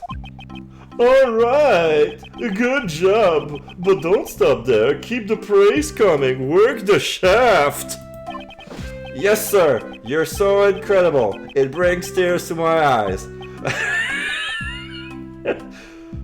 From sorrow? Well done, Sebastian. Next comes the follow-up investigation. Huh? What are you talking about, Justine? Hasn't the case been solved already? We have not yet confirmed if Knightley truly was one of Dogen's henchmen. ... There is also a chance that Warden Roland jumped to conclusions. Oh! Oh! That is the remaining uncertainty in this case.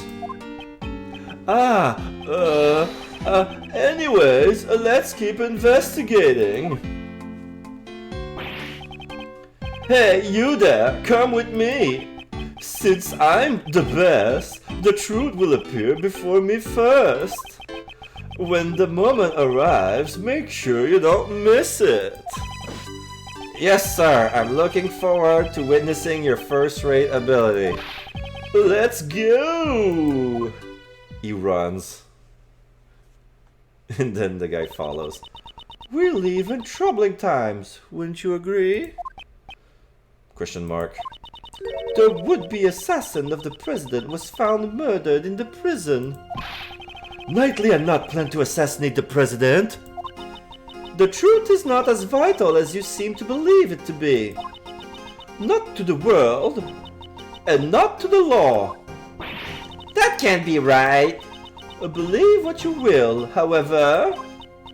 As long as Prosecutor Edgeworth remains a prosecutor, it is an unescapable reality. A prosecutor is not someone who demands a guilty verdict. That is what I believe. Those are merely your values. The law is not the plaything of any one person. If you will not submit to that, you will do well to prepare for the consequences. What's that supposed to mean? Pal, don't tell me you're gonna... Now then, this is where I must take my leave. Prosecutor Edgeworth?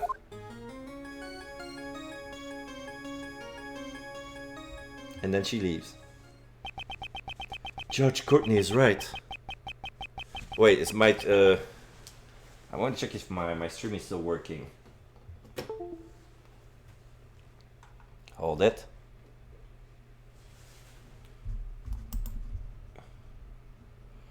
Because I didn't detect an OBS error, did I?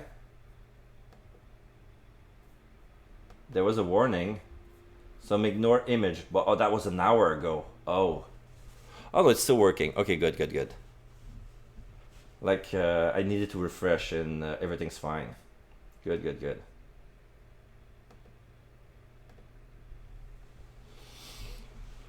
Judge Courtney is right. The law should not serve any one person's desire. However, if the truth is bent as a result of that, can that really be called justice? Oh, Simon is here. Ah, Simon! And Money is here. Boss! What happened? They say you could come out already? Well, honestly, I don't know for sure. All of a sudden, they were like, "You free to go, and you should thank Mr. Edgeworth." Well, that's because he found out who the real murderer was. Really? He did? Mr. Edgeworth! ... Oh, no way, no way, no way, no way! Even if you glare at me like that, it's useless! I'm innocent after all. You can't make me guilty. Simon! Simon, you should thank him, you know. You're right. Thank you very much. I want to thank you too. Good grief. Mr. Detective Attorney, Mr. Defense Attorney, can I ask you just one more question? Yes, you may, but I'm not a defense attorney. I thought that Knightley and I were friends. No, I mean best friends. I always thought we were... Oh, you don't think so anymore? Well, I'm just wondering. There were some things I had no idea about. Like how we could hate someone enough to kill them. That's why. Maybe he never trusted me either. Simon, that's not true. You're lying, because if I had known, I would have stopped him. I would have told him he had no need to be angry with anyone. Mr. Keys, I don't think he disliked you either. Let's show him proof that Knightley trusted him. Yeah, he trusted him enough to bring in the chessboard. I believe that would be it. Sorry. Oh. Take that! That's what I gave to. Knightley hid a chisel inside it. Most likely to aid in his escape. Escape? He used me?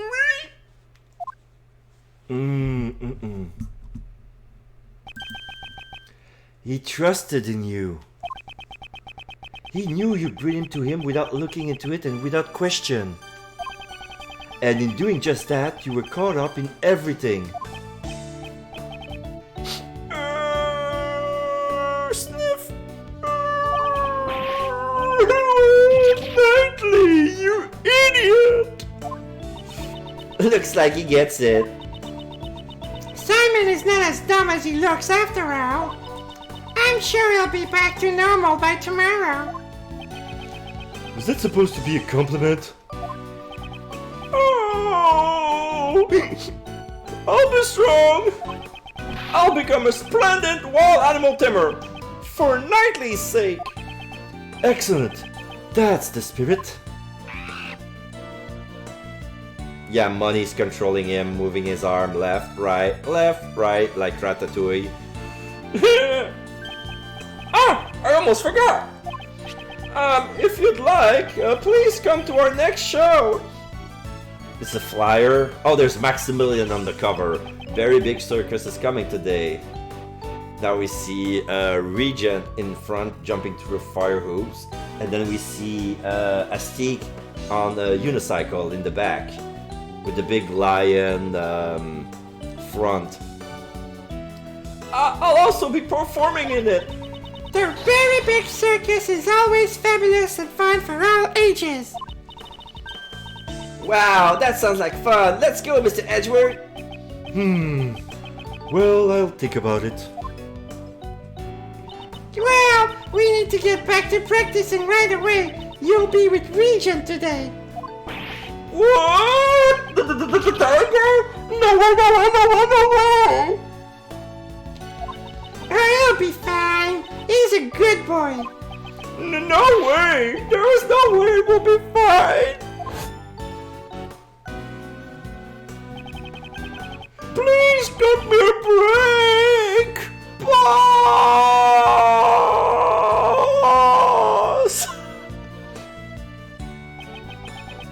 And there they go. Shrek.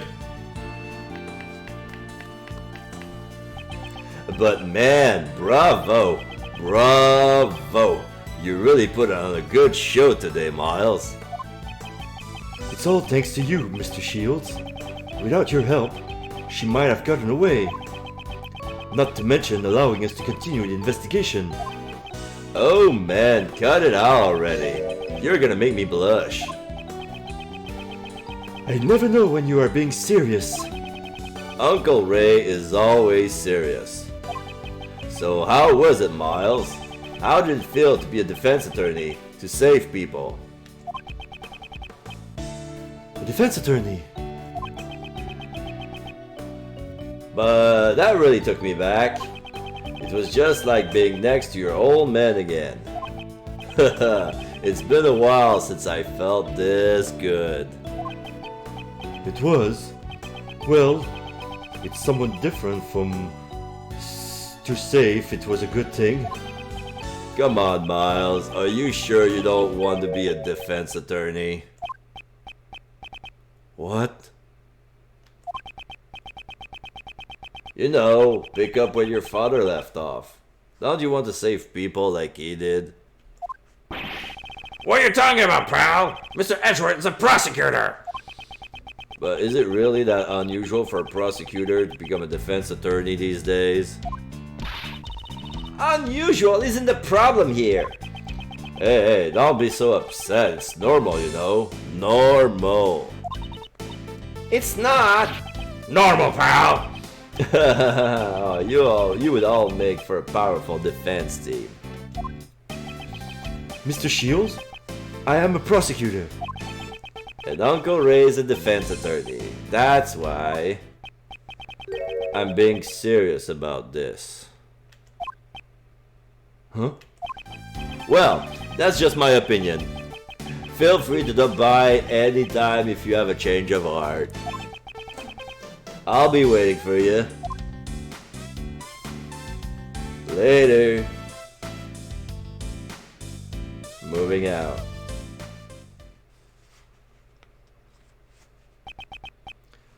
Follow in my father's footsteps? Me? Become a defense attorney? I'm going to become a defense attorney just like my dad.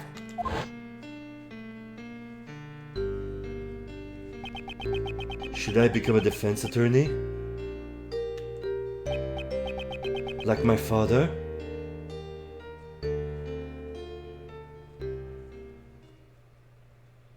Now we see a picture of him. He looks like a detective. He has glasses.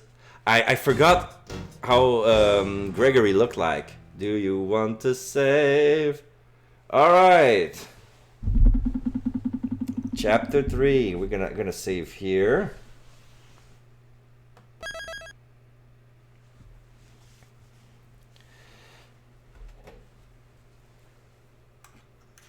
Very good. Very well. Now we unlock the inherit turnabout. And now we see a silhouette of Gregory. So probably this chapter is going to be a flashback.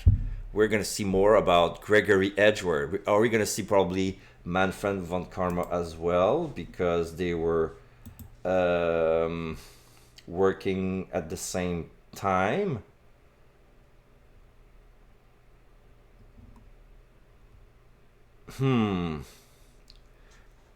How long has it been? 3 hours and 50 minutes.